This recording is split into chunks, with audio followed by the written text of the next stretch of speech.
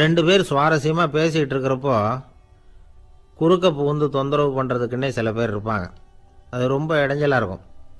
இதே மாதிரி மின்காந்தம் கூட குறுக்க புகுந்து தொந்தரவு பண்ணும். கடைசியில் அது ஒரு பெரிய இடைஞ்சலில் கொண்டாந்து விட்டுரும்.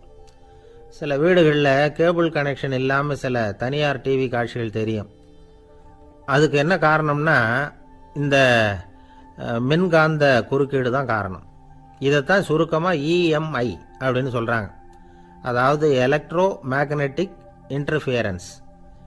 இது ஏற்படக்கூடிய இடங்கள் எது எதுன்னு எடுத்துக்கிட்டால் அது ஒரு பெரிய பட்டியலாகவே போயிடும்.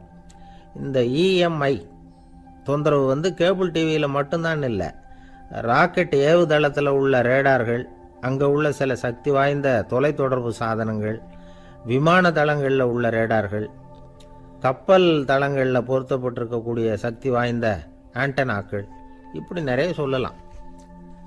காவல் நிலையங்களில் பயன்படுத்தப்படுகிற வயர்லெஸ் தொடர்பு சாதனங்கள் கூட ஓரளவுக்கு இந்த மின்காந்த அலைகளை வெளியிடும்.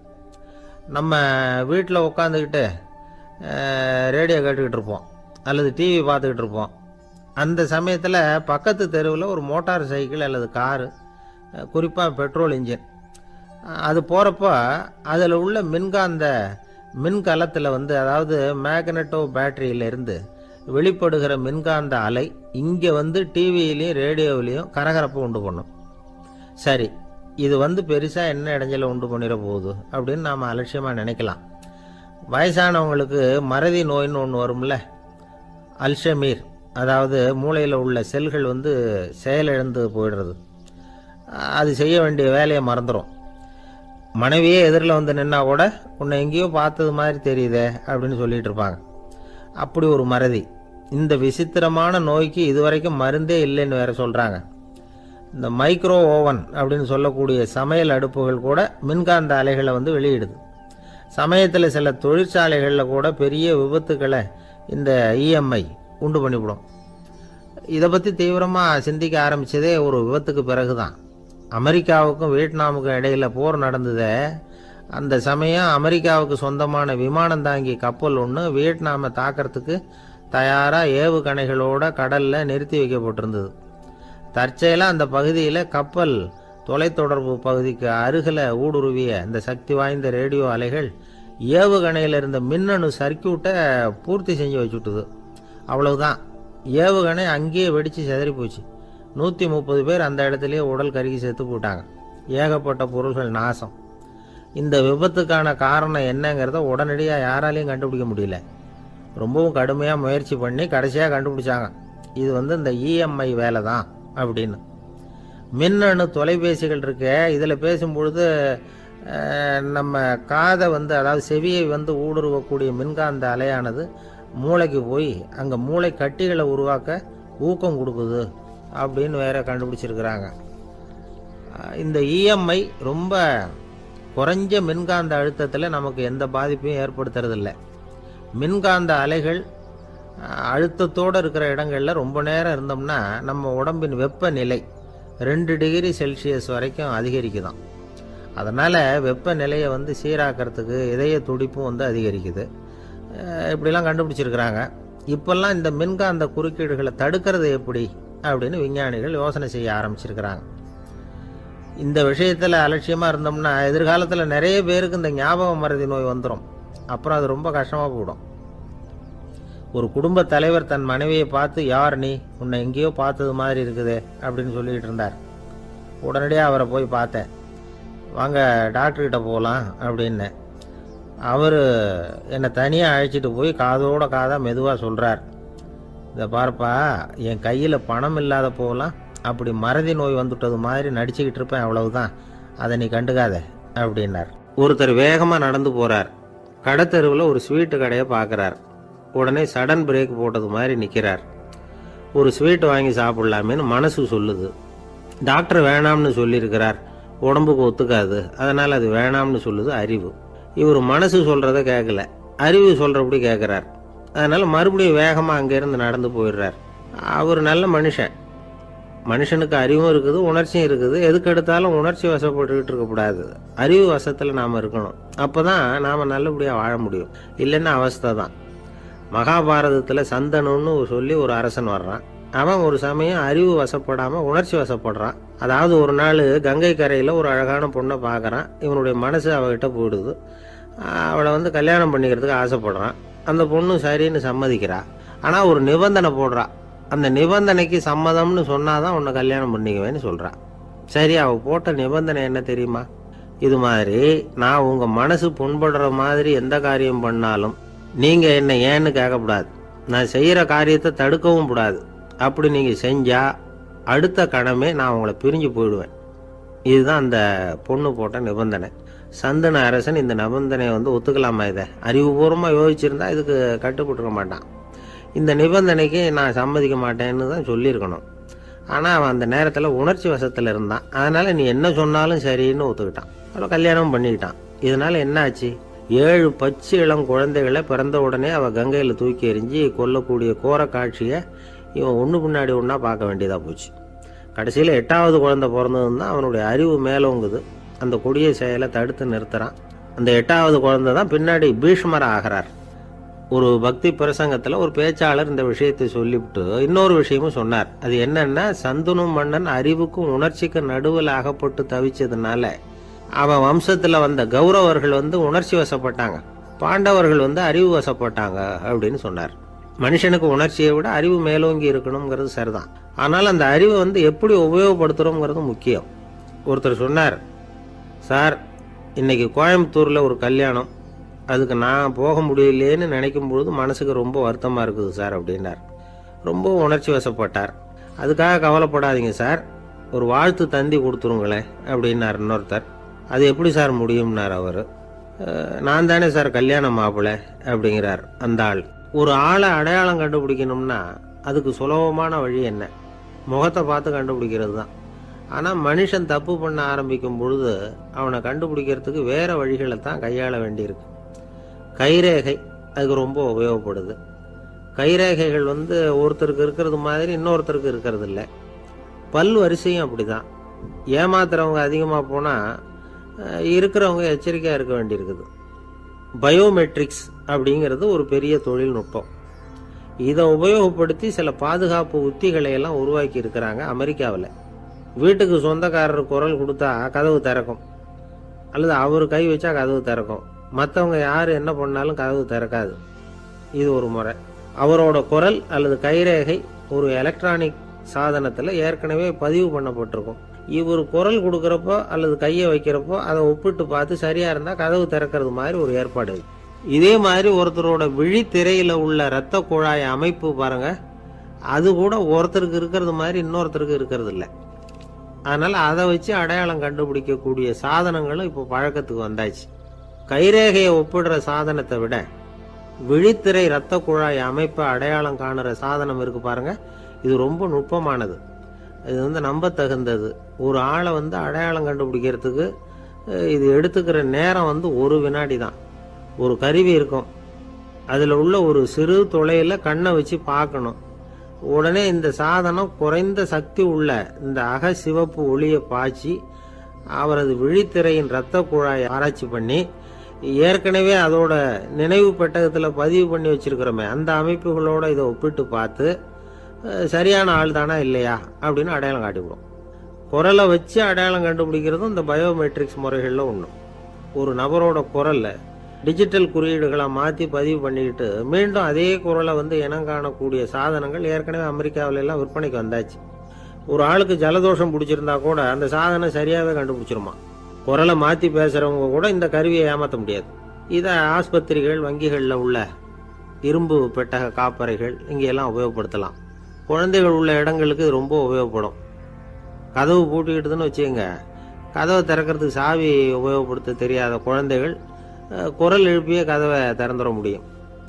எதிர்காலத்தில் இந்த பயோமெட்ரிக்ஸ் முறை இன்னும் பல ஆச்சரியங்களை ஏற்படுத்தும் அப்படின்னு எதிர்பார்க்குறாங்க. ஸ்டியரிங்கை வந்து தொட்டதுமே காரு ஸ்டார்ட் ஆகிடும், சாவி வேண்டியதில்லை. காரு சொந்தக்காரரை தொட்டால் தான் ஸ்டார்ட் ஆகும், வேற யாராவது தொட்டால் ஸ்டார்ட் ஆகாது. ஒரு மனுஷனோட நடை, அவர் டைப்ரைட்டரை தொடுகிற விதம், இதையெல்லாம் வச்சு கூட ஆளை வந்து அடையாளம் காணக்கூடிய தொழில்நுட்பம் வரலாம்.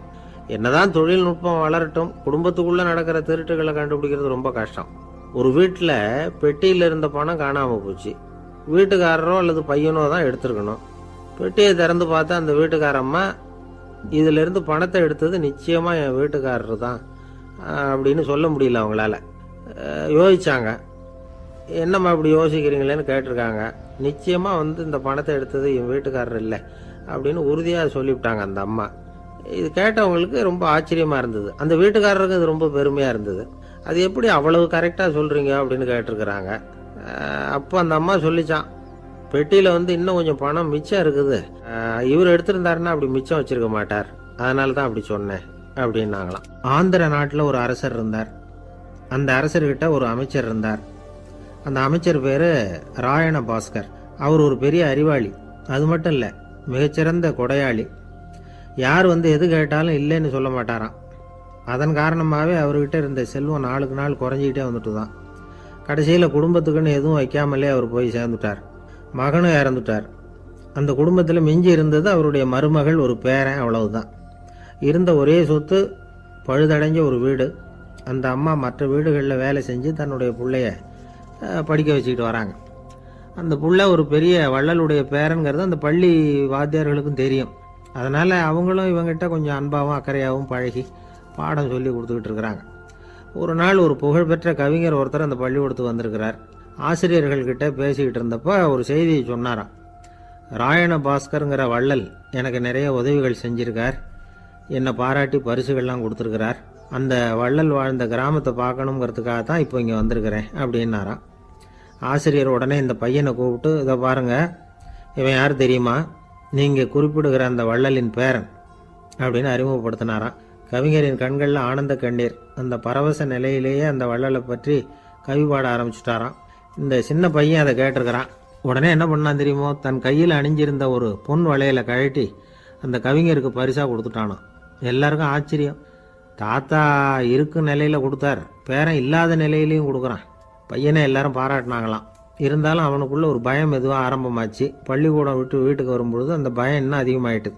அம்மா என்ன சொல்லுவாங்களோ தெரியலையே, ஏதோ திடீர்னு தோணிச்சு வளையலை கழட்டி கொடுக்கணும்னு கொடுத்துட்டோம்.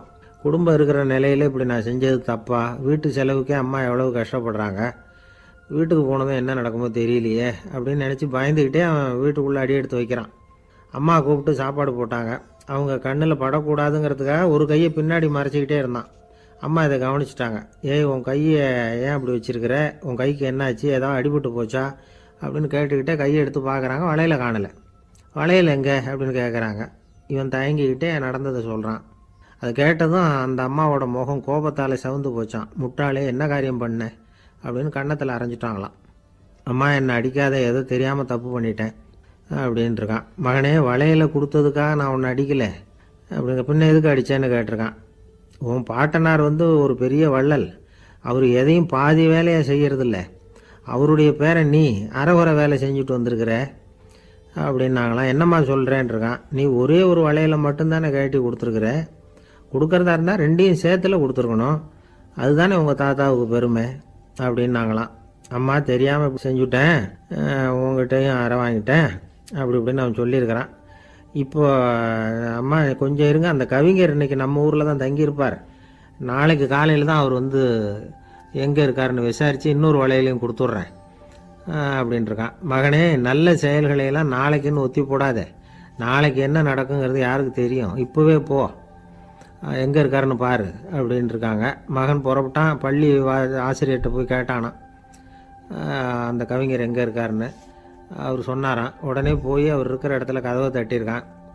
ராத்திரி நேரத்தில் இவனை கண்டதும் அவருக்கு ரொம்ப ஆச்சரியம். இவன் இன்னொரு கை வளையலையும் எடுத்து நீட்டியிருக்கான். அவர் திகைச்சு போய் நிற்கிறார். அவரால் என்ன பண்ணுறதுன்னே தெரியல, ஆனந்த கண்ணீர். இது பெரியவர்கள் கூற கேட்ட ஒரு வரலாறு. இன்னைக்கு இப்படிப்பட்டவங்கள பார்க்க முடியுமா? வறுமை வள்ளல் தன்மையை ஒன்று செய்து விடாதுங்கிறதுக்கு இது ஒரு உதாரணம். ஒருத்தன் இன்னொருத்தனை பார்த்து கேட்டானா, எங்கள் தாத்தா உங்கள் தாத்தாவுக்கு 100 ரூபா கடன் கொடுத்துருக்கிறார், அதை எப்போ திருப்பி கொடுக்க போகிறேன்னு. கவலைப்படாத, எங்கள் பேரன் அதை உங்கள் பேரன்ட்ட திருப்பி கொடுத்துருவான் அப்படின்னு நானா அவன். ஒரு ஊரில் ஒரு மன்னர் இருந்தார். புத்தி கூர்மை உள்ள ஒரு மன்னர். பொதுவாக மன்னர்களுக்கு சந்தேகம் வந்தால் சபையில் உள்ள சான்றோர்கள்கிட்ட கேட்டு தெரிஞ்சுக்கிறது தானே வழக்கம். ஆனால் இங்கே அப்படி இல்லை. மற்றவங்களுக்கு சந்தேகம் வந்தால் மன்னர்கிட்ட கேட்டு தெரிஞ்சுக்குவாங்க. அது மாதிரி கேட்டு தெரிஞ்சுக்கிறதுக்காக ஒரு பெரியவர் ஒரு நாள் வந்தார். அவர் கையில் 3 பொம்மைகள் வச்சிருந்தார். 3 ஒரே மாதிரி பொம்மைகள், கொஞ்சம் கூட வித்தியாசம் தெரியல. ஏது இந்த பொம்மைன்னு கேட்டார் மன்னர். எனக்கு வேண்டியப்பட்ட ஒருத்தங்கிட்ட இருந்து இதை வாங்கிட்டு வந்திருக்கிறேன். நான் தான் அவன்கிட்ட இந்த பொம்மையை செஞ்சு கொடுக்க முடியா கேட்டுக்கிட்டேன். அவன் ரொம்ப புத்திசாலி, அவன் தான் இதை செஞ்சு கொடுத்தான். ஆனால் அதில் ஒரு சிக்கல் அப்படின்னார். என்ன பிரச்சனைன்னு கேட்டிருக்காரு இவர். நான் அவன்கிட்ட கேட்டது 3 விதமான பொம்மைகளாக இருக்கணும்னு கேட்டேன். அவன் என்னடான்னா 3 ஒரே மாதிரியாக செஞ்சு கொடுத்துட்டான் அப்படின்னார். அவங்ககிட்டயே கேட்கறது தானே அப்படின்னு இருக்காரு இவர். கேட்டேன், அவன் என்ன சொல்கிறான்னா இது 3 ஒரே மாதிரி பொம்மை கிடையாது, 3 விதம், ஒன்றுக்கு ஒன்று வித்தியாசம் இருக்குது. இந்த 3 பொம்மையும் 3 விதமான நண்பர்களுக்கு உதாரணங்கள் அப்படின்னு சொல்கிறான். எனக்கு ஒன்றும் புரியல, அதுதான் உங்ககிட்ட வந்தேன் அப்படின்னார். சரி, அந்த பொம்மைகளை இப்படி கொடுங்க அப்படின்னு வாங்கினார் மன்னர். எடுத்துக்கிட்டு உள்ளே போனார். கொஞ்ச நேரம் கழித்து வெளியில் வந்தார். அதுக்கப்புறம் சொன்னார், இதை பாருப்பா, அவன் சொன்னது சரிதான், 3 விதம் தான். இது இருக்குதே முதல் பொம்மை, இது உத்தமமான நண்பனுக்கு உதாரணம். இந்த 2வது பொம்மை இது மத்தியமமான நண்பனுக்கு உதாரணம். அந்த 3வது பொம்மை இருக்குதே அது மோசமான நண்பனுக்கு உதாரணம். இதை செஞ்சவன் உண்மையிலேயே பெரிய அறிவாளி தான் அப்படின்னாராம். வந்தவருக்கு ஒன்றும் புரியல. பார்த்தா ஒன்றும் வித்தியாசம் தெரியலையே அப்படின்னு அவன் குழம்பி போய் நிற்கிறான். இப்போ அந்த மன்னர் விளக்கம் கொடுக்குறார். அந்த 3 பொம்மையையும் எடுத்து முன்னாடி வச்சார். ஒரு மெல்லிய கம்பியை கையில் எடுத்தார். அந்த முதல் பொம்மை காதில் விட்டார். கொஞ்ச தூரம் உள்ளே போய் அப்படியே நின்றுட்டுது அந்த கம்பி. அப்புறம் 2வது பொம்மை காதில் அந்த கம்பியை விட்டார். அந்த கம்பி என்னாச்சுன்னா அப்படியே அது வாய் வழியாக வெளில வந்தது. 3வது பொம்மை காதில் கம்பியை செலுத்தினார். அது நேராக இன்னொரு காது வழியாக வெளியில் வந்தது. இப்போ இந்த முதல் வகை இருக்குதே, அது மாதிரியான நண்பர்கள் எப்படி தெரியுமா? நம்ம கஷ்டத்தை அவங்கக்கிட்ட சொன்னால் பேசாமல் கேட்டுக்குவாங்க. வெளியில் அதை யாருக்கிட்டையும் சொல்லிகிட்டு இருக்க மாட்டாங்க. வெளியில் தெரியாமல் நமக்கு உதவி பண்ணுவாங்க. செஞ்சுட்டு அதை நான் தான் செஞ்சேன்னு சொல்லிகிட்டு இருக்க மாட்டாங்க. அதுதான் கம்பி ஒரு காது வழியாக போய் உள்ளே நின்றுட்டுது. 2வது பொம்மையில் கம்பி என்னாச்சு, ஒரு காது வழியாக போய் வாய் வழியாக வெளியில் வருது. இது மாதிரியான நண்பர்கள்கிட்ட நாம் கஷ்டத்தை சொன்னால் அதை அவங்க 4 பேர்கிட்ட போய் சொல்லி நமக்காக உதவி கேட்பாங்க. நமக்குன்னு கேட்டு வாங்கி அதை நம்மகிட்ட கொண்டுகிட்டு கொடுப்பாங்க. இவங்க மத்தியமமான நண்பர்கள். 3வது பொம்மையில் ஒரு காது வழியாக செலுத்துகிற கம்பி இன்னொரு காது வழியாக வெளியில் வந்துடுது. இது மாதிரியான நண்பர்கள்கிட்ட நம்ம கஷ்டத்தை சொன்னால் அவங்க காது கொடுத்து கேட்கறது மாதிரி நடிப்பாங்க. அப்படியே இன்னொரு காது வழியாக அதை வெளில விட்டுருவாங்க. அதை பற்றி கவலைப்பட மாட்டாங்க. இதுதான் இந்த பொம்மைகளுக்குள்ளே இருக்கிற வித்தியாசம் அப்படின்னு விளக்கம் கொடுத்தாராம் மன்னர். படிக்கிற பிள்ளைங்கள்லேயும் இது மாதிரி 3 வகை உண்டு. சில பேர் காதால் வாங்கி மனசில் வச்சுக்குவான். சில பேர் காதால் வாங்கி பேனாவால் எழுதி விடுவான். சில பேர் ஒரு காதால் வாங்கி இன்னொரு காதால் வெளியில் விட்டுருவான். ஒரு பையன் வகுப்பில் ஆசிரியர் பாடம் நடத்தும் பொழுது தலையை வேகமாக ஆட்டி ஆட்டி கேட்பானான். ஏன்டா இப்படி தலையை இப்படி ஆட்டுற அப்படின்னு கேட்டிருக்கான் பக்கத்தில் இருந்தவன். தலையை ஆட்டினா தாண்டா ஒரு காது வழியாக உள்ளே போகிறது இன்னொரு காது வழியாக வெளியில் வேகமாக வெளில போகும் அப்படின்னானான் அந்த பையன். எனக்கு வாழ்க்கையே வெறுத்து போச்சு சார் அப்படின்னு சொல்லிட்டு ஒருத்தர் வந்தார். கொஞ்ச நேரம் பேசினதுக்கப்புறம் அவர் அப்படி சொல்லியிருந்தா அதில் ஒரு அர்த்தம் இருந்திருக்கும். வர்றதுக்கு முன்னாடியே வாழ்க்கை வெறுத்து போச்சுன்னு சொல்லிட்டு வர்றார். என்ன சார் விஷயம்னு விசாரித்தோம். எங்கள் வீட்டில் தினம் 3 வேளையும் ஒரே மாதிரி சாப்பாடு சார், வித்தியாசமே கிடையாது. இப்படியே 3 மாதமாக சாப்பிட்டுக்கிட்டு இருக்கிறேன். அதை விட பட்டினி கிடந்து செத்துடலாம்னு தோணுது அப்படின்னார். ஒரு பெரியவர் சொன்ன தத்துவத்தை சொல்கிறதுக்கு ஆள் கிடைக்காம தவிச்சுக்கிட்டு இருந்தோம். இப்போ ஒருத்தர் கிடைச்சிட்டார். விட்டுலாமா? உடனே அவரை உட்கார வச்சு சொல்ல ஆரம்பிச்சிட்டோம். அதாவது நாம் அனுபவிக்கிற உணர்வுகளில் களிப்பு, மகிழ்வு, ஆனந்தம், இது 3க்கும் ஒன்றுக்கு ஒன்று வித்தியாசம் உண்டு. மேம்போக்காக பார்க்கறதுக்கு இது 3 ஒன்று மாதிரி தோணும். ஆனால் அது அப்படி இல்லை. களிப்புங்கிறது உடம்பை பொறுத்தது, மகிழ்வுங்கிறது மனசை பொறுத்தது, ஆனந்தம்ங்கிறது ஆன்மாவை பொறுத்தது.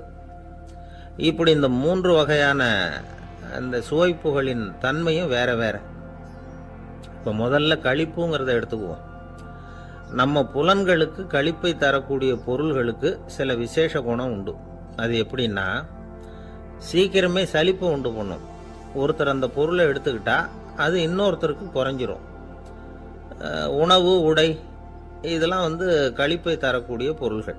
இப்போ உதாரணத்துக்கு, ஒரு சாப்பாட்டு மேசையில் ஒரு பாத்திரத்தில் 10 இட்லி இருக்குது. அதில் ஒரு 2 இட்லியை நம்ம தட்டில் எடுத்து வச்சு சாப்பிட்றோம். நாம் சாப்பிட்ட அந்த இட்லி நிச்சயமாக எதிரில் உட்காந்துருக்கிறவருக்கு இல்லை, அவருக்கு உபயோகப்படாது. நாம் சாப்பிட்ட அதே இட்லியை அவரும் சாப்பிட முடியாது, அவர் வேற தான் எடுத்து வச்சுக்கணும். அது மாதிரி நாம் ஒரு சட்டையை எடுத்து போட்டுக்கிறோம், அதே சட்டையை அதே நேரத்தில் இன்னொருத்தர் போட்டுக்க முடியாது. புலன்களுக்கு களிப்பை தரக்கூடிய இது மாதிரி பொருள்கள்லாம் முதல் தடவை நமக்கு கொடுக்குற களிப்பை 2வது தடவையும் கொடுக்காது, 3வது தடவை இன்னும் குறையும், கடைசியில் வெறுப்பாகவும் மாறிடும். ஒவ்வொன்றா இட்லியை தொடர்ந்து சாப்பிட்றோம்னு வச்சுக்கோங்க, முதல் இட்லி தரக்கூடிய சுவையை 30வது இட்லி தராது. முதல் தடவை புது சட்டையை போட்டுக்கிறப்போ நமக்கு இருக்கிற களிப்பு அதே சட்டையை 100வது தடவையாக போட்டுக்கிறோம்னு வைங்க, அப்போ இருக்குமா? இருக்காது. இதுதான் களிப்பு. அதாவது சீக்கிரமே சலிப்பை தரக்கூடியது. ஒருத்தர் எடுத்துக்கிட்டா இன்னொருத்தருக்கு குறைஞ்சி போகக்கூடியது. ஆனால் மகிழ்ச்சிங்கிறது அப்படி இல்லை. ஒருத்தர் அனுபவிக்கிறதுனால இன்னொருத்தருக்கு குறைஞ்சி போகாது. இப்போ காலையில் சூரியன் உதயம் ஆகிறத பார்த்து சந்தோஷப்படுறோம், அதையே இன்னொருத்தரும் பார்த்து சந்தோஷப்படலாம். ஒரு நல்ல சங்கீதத்தை கேட்குறோம், ஒரு அழகான ஓவியத்தை ரசிக்கிறோம், நீங்கள் ரசிக்கிற அதே நேரத்தில் இன்னொருத்தரும் அதை ரசிக்கலாம். அதனால் அது குறைஞ்சி போகிறதில்ல. இது மகிழ்வு. ஆனால் ஒன்று, ஒரே பாடலை திரும்ப திரும்ப கேட்டுக்கிட்டு இருந்தால் கடைசியில் அலுப்பு தட்டும். அதாவது மகிழ்வுங்கிறது எப்படின்னா, மற்றவங்களோட பகிர்ந்து கொள்றதுனால குறையாது. ஆனால் ஒரே பொருள் மீண்டும் மீண்டும் அனுபவிப்ப தர்றப்போ முதல்ல மகிழ்வு அதிகரித்து அதுக்கப்புறம் அது மங்கி மறைஞ்சு போயிடும். இதுதான் அந்த மகிழ்வுங்கிறதுக்கு இலக்கணம். சரி, இப்போ 3வதா சுகம் தரக்கூடிய ஆனந்தம்ங்கிறது எப்படின்னா, இது நமக்கு உள்ளே இருந்து சுரக்கிறது. மனசு சலனங்கள்லேருந்து விடுபடுறப்போ இந்த ஆனந்தம் நமக்கு கிடைக்கும். இது நிலையான சுகம், ஆத்ம சுகம். களிப்பிலிருந்து மகிழ்வுக்கும் மகிழ்விலிருந்து ஆனந்தத்துக்கும் செல்றது தான் மனிதன் நடத்த வேண்டிய முக்கியமான பயணம். இவ்வளவு விஷயத்தையும் கேட்டுட்டு இந்த காலத்து பையன் ஒருத்தன் வந்தான். சார், இப்போ நீங்கள் ஒரு சாப்பாட்டு மேசையில் ஒரு 10 இட்லி வைக்கிறீங்க, என்ன உட்கார வைங்க, எதிரில் இன்னொருத்தனை உட்கார வைங்க, நான் களிப்பு மகிழ்வுலாம் தாண்டி நேரடியாக ஆனந்தத்துக்கு பயணம் பண்ணி காட்டுறேன் அப்படின்னா. ஒன்றும் புரியல அவன் சொன்னது. அது எப்படி, என்ன பண்ணுவ நீ அப்படின்னு சொல்லி கேட்டோம் ஆச்சரியமா. 2 இட்லி சாப்பிட்டா தானே சார் களிப்பு, நான் 10 இட்லியும் மொத்தமாக சாப்பிட்ருவேன், அடுத்தவனுக்கு எதுவும் கிடைக்காது, அவனுக்கு கிடைக்காதபடி நாமே சாப்பிட்டுடுறோம்ல, அதுதானே நமக்கு ஆனந்தம் அப்படின்னு அதுக்கு ஒரு விளக்கம் சொல்கிறான். ஒரு கணவன் மனைவி, எப்போ பார்த்தாலும் அவங்க 2 பேருக்கும் இடையில சண்டை வந்துக்கிட்டே இருந்தது. இதில் என்ன ஆச்சரியங்கிறீங்களா? நான் அதுக்காக சொல்ல வரல, இது வேற விஷயம். அதாவது சண்டை போடாமல் இருக்கிறதுக்கு வழி சொல்கிற தகவல் இது. நான் சொன்ன அந்த கணவன் மனைவி எப்படின்னா, கணவன் ஒரு வார்த்தை சொன்னால் மனைவி கிட்டேருந்து 2 வார்த்தை பதிலாக வரும், இதுக்கு கணவன் கிட்டேருந்து 4 வார்த்தை பதிலாக வரும். இப்படி வார்த்தைகள் பெருகி போய் கடைசியில் வம்புல முடியும். அந்த அம்மா பொறுத்து பார்த்தாங்க, அவங்களால தாக்கு பிடிக்க முடியல. பக்கத்து வீட்லேயும் ஒரு கணவன் மனைவி இருந்தாங்க, அவங்களுக்குள்ள சண்டை வர்றதில்லை. அது எப்படி அவங்களால மட்டும் சண்டை போடாமல் இருக்க முடியுது அப்படின்னு இந்த அம்மாவுக்கு ஆச்சரியம். ஒரு நாள் நேராக பக்கத்து வீட்டு அம்மாக்கிட்டே போய், ஏம்மா, நீங்கள் எப்படி கணவனும் மனைவியும் சண்டை போட்டுக்காமல் இருக்கிறீங்க, அது எப்படி முடியுது உங்களால் அப்படின்னு கேட்டாங்க. அதுக்குன்னு ஒரு மருந்து இருக்குது, அதை சாப்பிட்டா சண்டை வராது அப்படின்னாங்க அவங்க. சரிங்க, அந்த மருந்தை அவர் சாப்பிட மாட்டேன்னு சொல்லிட்டா என்ன பண்ணுறது அப்படின்னு கேட்டிருக்கிறாங்க இவங்க. அந்த மருந்து அவருக்கு இல்லைம்மா, உனக்கு தான் அப்படின்னாங்களாம் அவங்க. அப்படியா, அப்படின்னா கொடுங்க, ரொம்ப நல்லதாக போச்சு, அதை எப்படி சாப்பிட்றதுங்கிற விவரத்தையும் சொல்லுங்கள், எங்கே அது கிடைக்குங்கிறதையும் சொல்லுங்கள், வாங்கிக்கிறேன் அப்படின்னு கேட்டாங்களாம் இவங்க. வேறு எங்கேயும் போய் வாங்க வேண்டாம், என்கிட்டே இருக்க அந்த மருந்து, அதில் கொஞ்சம் தர்றேன், வாங்கி வச்சுக்க. உன் வீட்டுக்காரர் உன்னோட சண்டையை ஆரம்பிக்கிறப்போலாம் நீ இந்த மருந்தில் 1 ounce வாயில் ஊற்றிக்கணும். அதை உடனே குடிச்சிடக்கூடாது, ஒரு 5 நிமிஷமாவது அது வாயில் இருக்கணும், அதுக்கப்புறம் குடிச்சிடலாம் அப்படின்னு சொல்லி ஒரு பாட்டில் மருந்தை அந்த அம்மா கிட்ட கொடுத்து அனுப்புனாங்களாம். மருந்தை எடுத்துக்கிட்டு இந்த அம்மா வீட்டுக்கு வந்திருக்கிறாங்க. வீடு பூட்டி இருந்ததுனால கணவன் வாசல்லையே காத்துக்கிட்டு இருக்கிறான். மனைவியை கண்டதும் சண்டை போட ஆரம்பிச்சிட்டான். வீட்டை பூட்டி விட்டு எங்கே போய் தொலைஞ்ச, எவ்வளவு நேரமாக ஒரு மனுஷன் வாசல்லையே காத்துட்டு கிடக்கிறது அப்படி இப்படின்னு கத்த ஆரம்பிச்சிட்டான். மனைவி இதுக்கு பதிலே சொல்லலை. அந்த அம்மா பேசாமல் வீட்டை திறந்தாங்க, சமையல் அறைக்குள்ளே போனாங்க. ஒரு அவுன்ஸ் மருந்தை வாயில் ஊற்றிக்கிட்டாங்க. அன்னைக்கு சண்டை மேற்கொண்டு வளரவே இல்லை, நின்றுட்டுது. மருந்து பரவாயில்லை. அதுக்கப்புறம் பல சந்தர்ப்பங்களில் சண்டை வரும் போல் இருக்கிற போலாம் இந்த மருந்து அதை நிறுத்தியிருக்கு. பிரமாதமான மருந்தாக இருக்குது இதை கொஞ்சம் அதிகமாகவே வாங்கி வீட்டில் வச்சுக்க வேண்டியது தான் அப்படின்னு முடிவு பண்ணிட்டு இந்த அம்மா மறுபடியும் பக்கத்து வீட்டு அம்மாக்கிட்ட போனாங்க. எவ்வளவு விலையானாலும் சரி, நான் காசு கொடுத்து வாங்கி வச்சுக்கிறேன், எந்த கடையில் இருக்குது இந்த மருந்து சொல்லுங்க அப்படின்னு கேட்டாங்க. இந்த மருந்துக்கு விலையே கிடையாதுங்க, இலவசமாகவே கிடைக்கும்னாங்களாம் அவங்க. அது எப்படி விலை இல்லாமல் இதை விற்க முடியுது அப்படின்னு கேட்டாங்களாம் இவங்க. அது மருந்தாக இருந்தால் தானே விலை வைக்கிறதுக்கு, அது வெறும் தண்ணி தானே அப்படின்னாங்களாம். வெறும் தண்ணியாக சண்டையை நிறுத்துது அப்படின்ட்டு இருக்காங்க இவங்க. அது சண்டையை நிறுத்தலை, உன்னோட மௌனம் தான் சண்டையை நிறுத்துது. நீ வாயில் தண்ணியை வச்சுக்கிறதுனால எதிர்த்து பேசுறதில்ல, அதனால் உன்னுடைய கணவர் கோபம் சாந்தமாயிடுது அப்படின்னாங்களாம் அவங்க. இந்த கதையிலேருந்து சண்டையை நிறுத்துகிற மருந்து எதுன்னு தெரிஞ்சுக்கிட்டோம் இல்லையா. ஒருத்தர் என்ன பண்ணார், பாட்டிலில் தண்ணியை ஊற்றி வச்சுக்கிட்டு அவர்கிட்ட வர்றவங்களுக்கெல்லாம் இதை சிபாரிசு பண்ணலாம்னு நினச்சிக்கிட்டு உட்காந்துருந்தார். ஒரு அம்மா வந்தாங்க. இதை கேட்டுவிட்டு இதையே ஒரு மருந்து மாதிரி கொடுக்கலாம்ங்கிறது அவர் முடிவு. அதனால் பாட்டிலில் தண்ணியை அடைச்சி வச்சுக்கிட்டு அதில் கலருக்காக என்னத்தையோ ஒரு ஜீரகம் அது மாதிரி எதையாவது கலந்து வச்சுக்கிட்டு ஒரு மருந்து மாதிரி ஒரு பாவனையில் வச்சுக்கிட்டு உட்காந்துருக்கார். யாராவது வீட்டில் சண்டைன்னா என்கிட்ட வாங்க மருந்து தரேன்னு. ஒரு அம்மா வந்தாங்க. எனக்கும் என் வீட்டுக்காரருக்கும் அடிக்கடி சண்டை வருதுங்க அப்படின்ட்டு இருக்காங்க. கவலைப்படாதம்மா, நான் ஒரு மருந்து தரேன்னு சொல்லி வீட்டுக்குள்ளே போய் ஒரு பாட்டில் எடுத்து வந்து கொடுத்தார். பாட்டிலில் இருக்கிறது என்னங்கிறத சொல்லிவிட்டா அது பேரில் மரியாதை வராது இல்லையா, அதனால் சொல்லலை. அந்த அம்மா வாங்கிட்டு போனாங்க. 4 நாள் கழித்து திரும்பி வந்தாங்க. என்னம்மா வீட்டில் சண்டை நின்று போச்சான்னு கேட்டிருக்காரு இவர். அங்கே நின்று போச்சுங்க, இப்போ உங்ககிட்ட ஆரம்பமாக போகுதுன்னாங்களாம். என்னம்மா அப்படின்ட்டுருக்காரு இவர் பயந்து போய். பின்ன என்னங்க, நீங்கள் என்ன மருந்து கொடுத்துருக்குறீங்க என்னங்க அப்படின்னாங்களாம் கோவமாக. அது வெறும் தண்ணி தானே அப்படின்ட்டுருக்காரு இவர். தண்ணியாக இது நல்லா பாருங்கள் அப்படின்னு அந்த பாட்டில் நீட்டினாங்களாம். இவர் வாங்கி பார்த்துருக்கார். அப்புறம் தான் விஷயம் புரியுது அவருக்கு. இவர் கை தவறுதலாக அவங்க வீட்டில் இருந்த மண்ணெண்ணெய் பாட்டில் எடுத்து அவர்கிட்ட கொடுத்துருக்குறாங்க. அப்புறம் என்ன ஆகும், சண்டை வராமல். வாங்க மாட்டேங்கிறான் சார் அப்படின்னு சொல்கிறது உண்டு. அது எப்படி காதில் வாங்கிக்காமல் இருக்க முடியும்? காதுங்கிறது எப்பவும் திறந்தே இருக்கக்கூடிய ஒன்று தானே. சில பேர் பேசிக்கிட்டே இருப்பாங்க, நாமும் கேட்டுக்கிட்டே தான் இருப்போம். அவர் என்ன சொன்னார் திருப்பி சொல்லு அப்படின்னு சொன்னால் சொல்ல தெரியாது. காது சரியாக கேட்டாலும் நாம் பேசுகிறத மற்றவங்க சரியாக கேட்குறாங்களா அப்படிங்கிறது சந்தேகம்தான். இந்த சந்தர்ப்பத்தில் ஒரு உண்மையை நாம் புரிஞ்சுக்கணும். அதாவது என்னென்னா, கேட்பதுங்கிறது வேற, கவனிக்கிறதுங்கிறது வேற. அதாவது கேட்கறதுன்னா அது ஹியரிங், கவனிக்கிறது அப்படின்னா அது லிசனிங். கேட்கறதுங்கிறது தன்னிச்சையாக நடக்கக்கூடிய ஒரு செயல். இப்போ ஒரு சாலையில் நடந்து போயிட்டுருக்குறோம். எவ்வளவோ சத்தம் நம்ம காதில் விழுந்துக்கிட்டு இருக்கு. கார் போகிற சத்தம் கேட்குது, பறவை ஒரு மரத்துலேருந்து கத்துது, அந்த சத்தம் கேட்குது. இப்படி நிறைய காதில் விழுந்துக்கிட்டு இருக்கு. ஆனால் கவனிக்கிறதுங்கிறது எப்படின்னா, நம்ம முழு மனசை செலுத்தி உன்னிப்பாக கேட்கறது. எத்தனையோ சத்தத்துக்கு நடுவில் தன்னுடைய குழந்தை அழற சத்தத்தை தாய் தெரிஞ்சுக்க முடியுது இல்லையா, அது மாதிரி. விவரம் தெரிஞ்சவங்கலாம் என்ன சொல்கிறாங்கன்னா, கவனித்தல் அதாவது லிசனிங் அப்படிங்கிற செயலில் 3 அம்சங்கள் இருக்கிறதாக சொல்கிறாங்க. அது என்ன 3 அம்சங்கள் அப்படின்னா, முதல்ல காதால் கேட்கறது, இது முதல் அம்சம். ரெண்டாவது என்னன்னா கேட்டதை புரிஞ்சுக்கிறது. மூணாவது என்னன்னா என்ன புரிஞ்சுக்கிட்டோங்கிறத தெரிவிக்கிறது, ஃபீட்பேக் அப்படின்னு சொல்கிற மாதிரி. ஒரு ஆசிரியர் வகுப்பில் பாடம் நடத்திக்கிட்டு இருக்கிறார். வெறுமனே கேட்குற குழந்தை ஒரு காதால் வாங்கி இன்னொரு காதால் விட்டுடும். அதாவது கேட்குற குழந்தை அப்படி செய்யும். ஆனால் கவனிக்கிற குழந்தை கேட்டதை புரிஞ்சுக்கும். என்ன புரிஞ்சுக்கிட்டேன்னு கேட்டால் பதில் சொல்லும். இதுதான் கேட்கறதுக்கும் கவனிக்கிறதுக்கும் உள்ள வித்தியாசம். ஒரு புள்ளி விவர கணக்கு என்ன சொல்லுது தெரியுமா?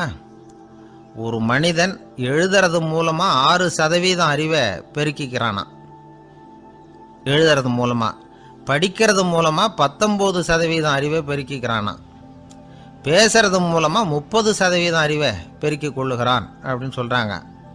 ஆனால் பாருங்கள், கவனிக்கிறது மூலமாக 45% அறிவை பெருக்கி கொள்ளுகிறான் அப்படிங்கிறது புள்ளி விவரம். அதனால் கற்றலின் கேட்டல் நன்று அப்படின்னு சொல்கிறாங்க இல்லையா, அது இதுதான். அதனால் கவனிக்கிறது மூலமாக அதிக அறிவை நாம் பெருக்கி கொள்ள முடியும். கேள்வி ஞானம்தான் ரொம்ப சிறந்தது அப்படிங்கிறார் வள்ளுவர். அதாவது கவனித்து கேட்கணும், அதுதான் முக்கியம். இப்போ மற்றவங்க சொல்கிறத நல்லா கவனிக்க முடியாதபடிக்கு நாமே சில தடைகளை ஏற்படுத்திக்கிறோம், அல்லது நம்ம அறியாமலே அப்படி ஒரு தடை உண்டாயிடுது. அந்த தடைகளை தாண்டணும் அல்லது தகர்த்து எறியணும் அப்படிங்கிறது பெரியவர்கள் சொல்லுகிற யோசனை. அது என்ன தடைகள் அப்படின்னா, நமக்கு தெரியாத இவர் என்ன சொல்லிட போகிறார் அப்படிங்கிற நினப்பு, இது ஒரு தடை. சொல்லி முடிக்கிறதுக்கு முன்னாடியே குறுக்க பேசுறது, மனசு அங்கேயும் இங்கேயும் அலையிறது, இதெல்லாம் தான் தடைகள். ஆசிரியர் பாடம் நடத்துகிறார் அப்படின்னா மாணவர்கள் அக்கறையாக கவனிக்கணும், அப்போ தான் பரீட்சையில் பாஸ் ஆக முடியும். வீட்டுக்குள்ள கணவன் சொல்கிறத மனைவி கவனித்து கேட்கணும், மனைவி சொல்கிறத கணவன் கவனித்து கேட்கணும், இல்லைன்னா குழப்பமாயிடும். ஒரு அம்மா கோயிலுக்கு போனாங்க, சேலையில் ஒரு முடிச்சு போட்டிருந்தாங்க. எதுக்கு சேலையில் முடிச்சு போட்டு வச்சுருக்குறீங்க அப்படின்னு கேட்டாங்க. எங்கள் வீட்டுக்காரர் ஒரு கடிதத்தை மறக்காமல் தபால் போட்டியில் போட்டுடணும்னு சொன்னார், ஞாபகத்துக்காக முடிச்சு போட்டு வச்சுருக்கிறேன் அப்படின்னாங்க. கடிதத்தை பெட்டியில் போட்டுட்டிங்களா அப்படின்னு கேட்டாங்க. அது எப்படிங்க முடியும், அவர் கடிதத்தை என்கிட்ட கொடுக்க மறந்துட்டாரே அப்படின்னாங்களாம். அதனால் மறக்கப்படாதுன்னு நினச்சிக்கிட்டே மறந்து விடுறது, இப்படி ஒரு வாழ்க்கை. அதனால் வாழ்க்கையில் நமக்கு இருக்கிறது செவிச்செல்வம் ரொம்ப முக்கியமானது. நிறைய கேட்கணும், சொல்கிறத விட கேட்கணும், கேட்கறத விட முக்கியம் கவனிக்கிறது. அப்படி கவனிக்கிறது மூலமாக நம்முடைய வாழ்க்கையில் வெற்றி பெறணும். அங்கே நபிகள் நாயகம் உட்கார்ந்துருக்கிறார். அந்த சமயம் அம்மா அங்கே வர்றாங்க. அவங்க கையில் திராட்சை பழ கொத்து, அதை கொண்டுக்கிட்டு வந்து நபிகள் கிட்ட கொடுக்குறாங்க. சாப்பிடுங்க அப்படின்னு சொல்லி ரொம்ப அன்பாக வேண்டிக்கிறாங்க. நபிகள் நாயகமும் ரொம்ப பிரியமாக அதை வாங்கிக்கிட்டார். அதுக்கப்புறம் அதை சாப்பிட ஆரம்பித்தார். நபிகள் நாயகம் மதீனாவில் தங்கியிருந்தப்போ இது மாதிரி நிறைய பேர் பழங்களையும் தின்பண்டங்களையும் கொண்டுகிட்டு வந்து கொடுக்கறது வழக்கம். நபிகள் நாயகம் என்ன பண்ணுவார்னா, அதெல்லாம் வாங்குவார். உடனே பக்கத்தில் இருக்கிற தோழர்கள் எல்லாருக்கும் பகிர்ந்து கொடுப்பார், தானும் சாப்பிடுவார். இதுதான் எப்போதும் வழக்கம். ஆனால் இந்த தடவை என்னாச்சு தெரியுமா, அவர் அப்படி பண்ணலை. ஒவ்வொரு பழமாக எடுத்து தானே சாப்பிட்டுக்கிட்டு இருக்கிறார். அவர் விருப்பமாக சாப்பிடுகிற காட்சியை ஆசை தீர பார்த்துக்கிட்டு இருந்தாங்க அந்த வயசான அம்மா, அந்த பழத்தை கொடுத்தவங்க. அவங்களுக்கு ரொம்ப மகிழ்ச்சியாக இருந்தது, மன நிறைவாக இருந்தது. நாம் ஆசையாக கொண்டுகிட்டு வந்து கொடுக்குற பழத்தை நபிகள் நாயகம் இவ்வளோ பிரியமாக சாப்பிட்றாரே அப்படின்னு நினச்சி ரொம்ப சந்தோஷப்பட்டாங்க. அதுக்கப்புறம் அங்கேருந்து அவங்க புறப்பட்டு போயிட்டாங்க. அந்த அம்மா போனதுக்கப்புறம் பக்கத்தில் இருந்த தோழர்கள் பேச ஆரம்பித்தாங்க. ஏன்னா அவங்களுக்கு சந்தேகம், இன்றைக்கி வித்தியாசமாக நடந்துக்கிட்டாரே அப்படின்னு. அண்ணலே, எது உங்களுக்கு வந்தாலும் எங்கள் எல்லாருக்கும் கொடுத்துட்டு தான் நீங்கள் சாப்பிடுவீங்க, இன்றைக்கி மட்டும் நீங்கள் அப்படி செய்யலையே, எல்லா பழத்தையும் நீங்களே சாப்பிட்டீங்களே, அதுக்கு என்ன காரணம் அப்படின்னு கேட்டாங்க. இப்படி கேட்கறதுனால நாயகம் அதை தப்பாக புரிஞ்சுக்க மாட்டார் அப்படிங்கிறது அவங்களுக்கு தெரியும். யாரும் எதையும் அவர்கிட்ட கேட்கலாம், அப்படி கேட்கறதுக்கு உரிமை உண்டு. இந்த ஜனநாயக முறைகளுக்கு அவர்கள் கொடுத்த மரியாதை இது. தோழர்களின் கேள்விக்கு நபிகள் பதில் சொல்ல ஆரம்பித்தார். நண்பர்களே, அந்த அம்மா ரொம்ப பிரியமாக அந்த பழங்களை என்கிட்ட கொண்டுகிட்டு வந்து கொடுத்தாங்க. முதல்ல ஒரு பழத்தை எடுத்து வாயில் போட்டு பார்த்தேன், அது ரொம்ப புளிப்பாக இருந்தது, சாப்பிட்றது ரொம்ப கஷ்டம். உங்ககிட்ட யாருக்காவது அதை கொடுத்துருந்தா அதில் வாயில் போட்டதும் புளிப்பு தாங்காமல் முகம் சுழிச்சிருப்பீங்க. அதை அந்த அம்மா பார்த்துட்டாங்கன்னா வருத்தப்பட்டிருப்பாங்க. ஆசையாக கொண்டுகிட்டு வந்து நமக்கு கொடுத்துருக்குறாங்க, அவங்க அன்பான மனசை நோகடிக்கிறதுக்கு நான் விருப்பப்படலை. அதனால் முகம் சுளிக்காமல் சாப்பிட்ணுமேங்கிறதுக்காகத்தான் அந்த பழங்கள் பூராவே நானே சாப்பிட்டுட்டேன் அப்படின்னு புன்முறுவலோட பதில் சொன்னாராம் நபிகள் நாயகம். இன்னொருத்தர் மனசு புண்படக்கூடாதுங்கிறதுக்காக புளிப்பையும் இனிப்பாக ஏற்றுக்கொள்ளுகிற பண்பாடு இருக்குது பாருங்கள், அது ஒரு பெரிய நாகரிகம். அது எல்லாருக்கும் சுலபமாக வந்துடாது. நல்லா இருக்கிற பழத்தையே என்ன இவ்வளவு மோசமாக இருக்கேன்னு சொல்லுகிறவர்கள் தான் நம்மக்கிட்ட அதிகம். இந்த காலத்தில் இல்வாழ்க்கையில் இந்த நாகரிகத்தை சில பேர் கடைபிடிக்கிறது உண்டு. நல்லா இருக்க இல்லையோ முகம் சுளிக்காமல் சாப்பிட்ருவாங்க. ஏன்னு கேட்டால், எதுக்காக சார் வீண் வம்பு, ஏதோ நமக்குன்னு கொடுத்து வச்சது அவ்வளவுதான் அப்படின்னு நினச்சிக்கிட்டு போக வேண்டியது தானே அப்படிம்பாங்க. இவங்கெல்லாம் கூட ஒரு விதத்தில் பண்பாடு தெரிஞ்சவர்கள் தான். இப்போ ஒரு ஆள் ஊரெலாம் சுற்றி விட்டு கடைசியில் அழுத்து போய் ஒரு ஹோட்டலுக்குள்ளே நுழைஞ்சானான். ரொம்ப களைப்பாக இருந்தது அவனுக்கு. அதனால் ரொம்ப களைப்படைஞ்சு போய் ஒரு நாற்காலியில் போய் உட்காந்துருக்கிறான். இவனை பார்த்ததும் சர்வர் ஓடி வந்தார். சார் உங்களுக்கு என்ன வேணும்னு கேட்டார். எனக்கு தேவை 2 தோசையும் கொஞ்சம் அன்பான வார்த்தைகளும் அப்படின்னா. சர்வர் உள்ளே போனார், 2 தோசையை கொண்டாந்து வச்சார். அன்பான வார்த்தை கேட்டனே அப்படின்னா இவன். சர்வர் ரொம்ப பணிவாக குனிஞ்சு இவன் காதோரமாக சொன்னார், ஐயா இந்த தோசையை சாப்பிட்றாதீங்க, புளிச்சு போன பழைய மாவு அப்படின்னார். இது பாருங்க, அன்பான வார்த்தையும் 2 தோசையும் கேட்டார், கொண்டாந்து கொடுத்துட்டார். இப்படி இருக்கிறவர்களும் இன்றைய மனிதர்களில் அதிகம். அதனால் மனிதர்கள் ஒவ்வொருத்தரும் ஒவ்வொரு விதம். நம்மக்கிட்ட பிரியமாக நடந்துகிறவர்கள் மனம் கோணும்படி நாம் நடந்து கொள்ளக்கூடாது அப்படிங்கிறது தான் நபிகள் நாயகம் அவருடைய செயல் மூலமாக நமக்கு உணர்த்தி இருக்கிற வாழ்வியல் உண்மை. கழுதைய நண்பர்கள் எங்கே போனாலும் சேர்ந்தே போவாங்க வருவாங்க. அப்போது அந்த கழுதை கொஞ்சம் கவலையோடு பேச ஆரம்பிச்சுதான். அதோ பாரு, அங்கே ஒரு புதர் தெரியுது இல்லையா, இந்த புதருக்குள்ளே ஒரு சிங்கம் இருக்குது. அந்த பக்கமாக நான் போகிறப்போ வர்றப்போலாம் அது என்கிட்ட வம்பு வளர்க்குது, தகராறு செய்யுது, என் மேலே பாயுது, என்னை தாக்குது, ஏன்னு தெரியல அப்படின்னுது. இதை கேட்டதும் அந்த குரங்கு சொல்லிச்சு, இனிமேல் கவலைப்படாத, இந்த தடவை நான் உன்னை காப்பாற்றுறேன்னுது. அதுக்கப்புறம் ஒரு நாள் அந்த குரங்கும் கழுதியும் அந்த புதர் பக்கமாக போய்கிட்டு இருந்தாங்க. எதிர்பார்த்தது மாதிரியே நடந்தது. அந்த சிங்கம் எதிரில் வந்தது, கழுதியை பார்த்தது, உடனே அது மேலே பாய ஆரம்பிச்சுட்டுது. அவ்வளவுதான். உடனே இந்த குரங்கு என்ன பண்ணிச்சு தெரியுமா, கிடுகிடுன்னு ஒரு மரத்து மேலே ஏறி உட்காந்துக்கிட்டுது. அங்கே உட்காந்துக்கிட்டு கீழே அந்த கழுதியும் சிங்கமும் போடுற சண்டையை வேடிக்கை பார்க்க ஆரம்பிச்சுட்டுது. கொஞ்ச நேரம் கழித்து அடிபட்ட காயத்தோடு அந்த கழுதை மெதுவாக நடந்து வந்தது. குரங்கும் மெல்ல மரத்தை விட்டு கீழே இறங்கிச்சு. இப்போ கழுதை கேட்டுது, என்னை காப்பாத்துறேன்னு சொல்லிவிட்டு காலை வாரி விட்டுட்டியே, நீ பாட்டுக்கு மரத்து மேலே ஏறி உட்காந்துக்கிட்டே, அது நியாயமானது. குரங்கு பரிதாபமாக அதை பார்த்துது. நான் மரத்து மேலே இருந்து நீங்கள் 2 பேரும் சண்டை போட்டதை பார்த்துக்கிட்டு தான் இருந்தேன். உன்னோட சத்தம் தான் அதிகமாக இருந்தது, அது நீ சிரிக்கிற மாதிரி எனக்கு கேட்டுது, அதனால் நீ தான் ஜெயிச்சுக்கிட்டு இருக்க போல இருக்கு அப்படின்னு நினச்சிவிட்டேன்னு. இன்றைக்கி பல பேர் இப்படி தான் இருக்கிறாங்களாம். யார் ஜெயிக்கிறாங்க யார் தோக்குறாங்கங்கிறத முகத்தை பார்த்து கூட கண்டுபிடிக்க முடியறதில்ல, பேசுகிற பேச்சை வச்சு கூட கண்டுபிடிக்க முடியறதில்ல. தோற்கிறவங்க கூட சிரிக்கிற மாதிரி முகத்தை வச்சுக்கிறான். இன்றைய மனிதர்கள்கிட்ட ஏகப்பட்ட முரண்பாடுகள். பொய் முகங்களோட உலவுகிறவர்கள் தான் அதிகம். உண்மை முகம் எங்கே இருக்குது அப்படிங்கிறத புரிஞ்சுக்கிட்டு நண்பர்களை தேர்ந்தெடுக்கணும் அப்படிங்கிறது ஒரு முக்கியமான கருத்து. கடவுள் இந்த உலகத்தை படைச்சுட்டு அதுக்கப்புறமும் கொஞ்ச நாள் இங்கேயே தங்கியிருந்தாராம். அப்போ தான் அவருக்கு ஒரு உண்மை புரிஞ்சுதான், இந்த உலகத்தில் தங்கி இருக்கிறது எவ்வளவு இடைஞ்சல்னு. தினமும் மனிதர்கள் தேடி வந்து ஏதாவது புகார் சொல்லிக்கிட்டே இருந்தாங்களாம், எனக்கு அது வேணும் இது வேணும்னு கேட்டுக்கிட்டே இருந்தாங்களாம். சில பேர் வந்தாங்க, நாங்கள் வந்து விவசாயம் பண்ணுறோம், தண்ணி இல்லாமல் பயிர் காயுது, எங்களுக்கு மழை வேணும் அப்படின்னாங்க. அவங்க போனதும் அதுக்கப்புறம் சில பேர் வந்தாங்க, நாங்கள் வந்து மண்பானை செய்கிறவங்க, நிறைய பானை செஞ்சு வச்சுருக்குறோம், மழை பெஞ்சால் எல்லாம் கரைஞ்சி வீணாக போயிடும், அதனால் இன்றைக்கி மழை பெய்யக்கூடாதுன்னாங்க. கடவுள் பார்த்தார், அவருக்கு என்ன பண்ணுறதுன்னே தெரியல, ஏகப்பட்ட குழப்பம், தலையை பிச்சுக்கலாம் போல் இருந்தது, கிட்டத்தட்ட பைத்தியம் பிடிக்கிற அளவுக்கு ஆகிட்டுது. எல்லாருடைய ஆசைகளையும் அவரால் நிறைவேற்ற முடியல, ஏன்னா ஒன்றுக்கு ஒன்று முரண்பாடாக இருந்தது. ஒரு நாள் தன்னுடைய அமைச்சரவையை கூட்டி ஆலோசனை கேட்டார், என்ன செய்யலான்னு சொல்லுங்கன்னார். இது என்ன பிரமாதம், பேசாமல் இமயமலை அடிவாரத்தில் போய் உட்காந்துங்க, யாரும் தொந்தரவு பண்ண மாட்டாங்கன்னாங்க. அங்கேயும் மனிதர்கள் வர ஆரம்பிச்சுருவாங்களேன்னார் கடவுள். சரி அப்படின்னா சந்திரனில் போயிருந்துக்கலாமேன்னாங்க. அங்கேயும் மனுஷன் குடி வர போகிறான் அப்படின்னார் கடவுள். வெகு தூரத்துக்கு அப்பால் உள்ள நட்சத்திர மண்டலத்துக்கு போயிடலான்னாங்க.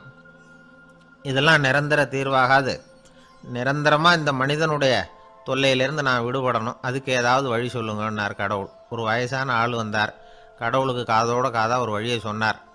கடவுளுக்கு முகம் மலர்ந்தது, அதுதான் சரி, அப்படியே செஞ்சுடலான்னார். அந்த ஆள் சொன்ன ரகசியம் என்ன தெரியுமா, மனிதனால் அடைய முடியாத ஒரு இடம் இருக்குது, அது வேறு எங்கேயும் இல்லை, அவனுக்கு உள்ளே இருக்குது, அங்கே போய் மறைஞ்சிங்க, அதுக்கப்புறம் மனிதர்களால் உங்களுக்கு தொந்தரவு இருக்காதுன்னார். மனிதன் நினைக்காத இடம் அதுதான். அதாவது உள்ளுக்குள்ளே இருக்கிற உண்மையை புரிஞ்சிக்காம வெளியில் எங்கேயோ அது இருக்கிறதாக நினச்சி வரட்டிக்கிட்டு அலையிறான் மனுஷன். உள்ளே இருக்கிற உண்மை புரிஞ்சால் நாம் தன்னம்பிக்கையோடு தலை நிமிர்ந்து வாழலாம். வேடிக்கையாக ஒரு கதை சொல்லுவாங்க, இதை பாருங்கள், நம்ம பையன் எங்கே பணம் வச்சாலும் எடுத்து விட்றான், என்ன பண்ணுறதுன்னாங்க அம்மா. அப்பா கொஞ்சம் நேரம் யோசனை பண்ணார், அதுக்கப்புறம் சொன்னார், அவன் கண்ணில் படாத இடமா நம்ம வீட்டில் இருக்கிறது ஒரே இடம் தான், அங்கே பணத்தை வை திருட்டு போகாதுன்னார். அது எந்த இடம்னு கேட்டாங்க. அதுதான் அவன் பாட புஸ்தகம், அதில் வச்சிரு, அவன் தொடவே மாட்டான், பாட புத்தகத்தை தொடாமல் பரீட்சையில் வெற்றி பெற முடியாது அப்படிங்கிறத புரிஞ்சுக்கணும். உள்ளே இருக்கிற உண்மையை தொடாமல் வாழ்க்கையில் வெற்றி பெற முடியாது. அதனால் உண்மையை புரிஞ்சுக்கிட்டால் வாழ்க்கையில் வெற்றி நிச்சயம். அவனுக்கு வயசாயிட்டுது. இந்த கவலை பயம் எல்லாமும் அதிகமாயிட்டுது. மரண பயம், ராத்திரியில் சரியாக தூங்க முடியல, இப்படி ஆயிட்டுது நிலைமை. அந்த அரசன் ஏற்கனவே எப்படின்னா போர்க்களங்களில் எத்தனையோ பேரை ஓட ஓட விரட்டியிருக்கிறான். இருந்தாலும் இப்போ அந்த துணிச்சல்லாம் எங்கேயோ போயிட்டுது. பேசாமல் படுத்துருக்கிறான். அப்படியே படுத்தாலும் தான் தூக்கம் வர மாட்டேங்குது. என்ன பண்ணலாம்னு யோசித்தான் இந்த மன்னன். உடனே எல்லா அமைச்சர்களையும் கூப்பிட்டான். எனக்கு நிம்மதி இல்லை, எதை நினச்சாலும் பயமாக இருக்குது, எனக்கு ஒரு ஆலோசனை சொல்லுங்க அப்படின்னா. என்ன ஆலோசனை வேணும் அப்படின்னு சொல்லி கேட்டாங்க. எனக்கு ஒரு நெருக்கடியான சந்தர்ப்பம் ஏற்பட்டு போச்சுன்னு வச்சுக்கோங்க. அந்த நேரத்தில் நீங்கள் யாருமே என் பக்கத்தில் இல்லை ஆலோசனை சொல்கிறதுக்கு அப்படின்னா, அந்த சமயத்தில் எனக்கு உபயோகப்படுற மாதிரி ஒரு வாசகம், பொன்மொழி ஏதாவது சொல்லுங்கள். அதை நான் என்னுடைய வைர மோதிரத்துக்கு அடியில் பதிச்சு வச்சுக்கிறேன் அப்படின்னார். தேவைப்படுறப்போ உதவும் அப்படிங்கிறதுனால. அவர் போட்டிருந்த மோதிரமும் அதுக்கு தகுந்த மாதிரியே திறந்து மூடுறது மாதிரி அமைஞ்சிருந்தது. ஏதாவது வாசகம் எழுதுனா உள்ற வச்சுக்கலாம், அதுக்கான வசதி அதில் இருந்தது. அமைச்சர்கள்லாம் யோசனை பண்ணாங்க. இது மாதிரி ராஜா கேட்குறாரு, என்ன வாசகம், அதாவது பொன்மொழி சொல்லலாம் அப்படின்னு எல்லாரும் யோசனை பண்ணாங்க. ஒருத்தருக்குமே சரியாக தோணலை, ஒரே குழப்பமாக இருந்தது. ஏன்னா நெருக்கடியான சமயத்தில் உபயோகப்படுறது மாதிரி ஒரு பொன்மொழி வேணும்னு சொல்லியிருக்கிறார். அப்படி இப்படி யோசித்து பார்த்தா ஒன்றுமே தோணலை. எல்லாரும் குழம்பிக்கிட்டு இருந்த நேரத்தில் ஒரு பெரியவர் அந்த பக்கமாக வந்தார்.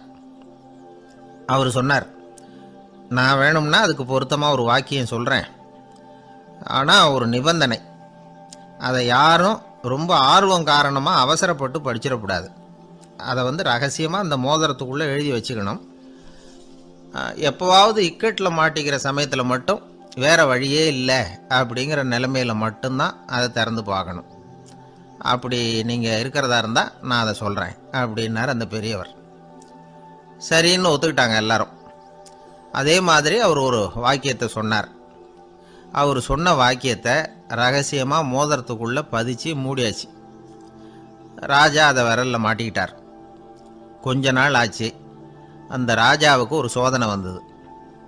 என்ன சோதனைன்னா, அடுத்த நாட்டு மன்னன் படையெடுத்துக்கிட்டு வந்துட்டான். அவன் இவர்கிட்ட ஏற்கனவே தோற்று போனவன், ஒரு வெறியில் வந்திருக்கிறான். தோற்று போனவன் மறுபடியும் சண்டைக்கு வந்தால் எப்படி வருவானோ அப்படி வர்றான். ஒரு வெறியில் வந்தான், ஜெயிச்சுட்டான். என்னாச்சு இவரோட நிலைமைன்னா, நாட்டை இழந்துட்டார், எல்லாத்தையும் இழந்துட்டார்.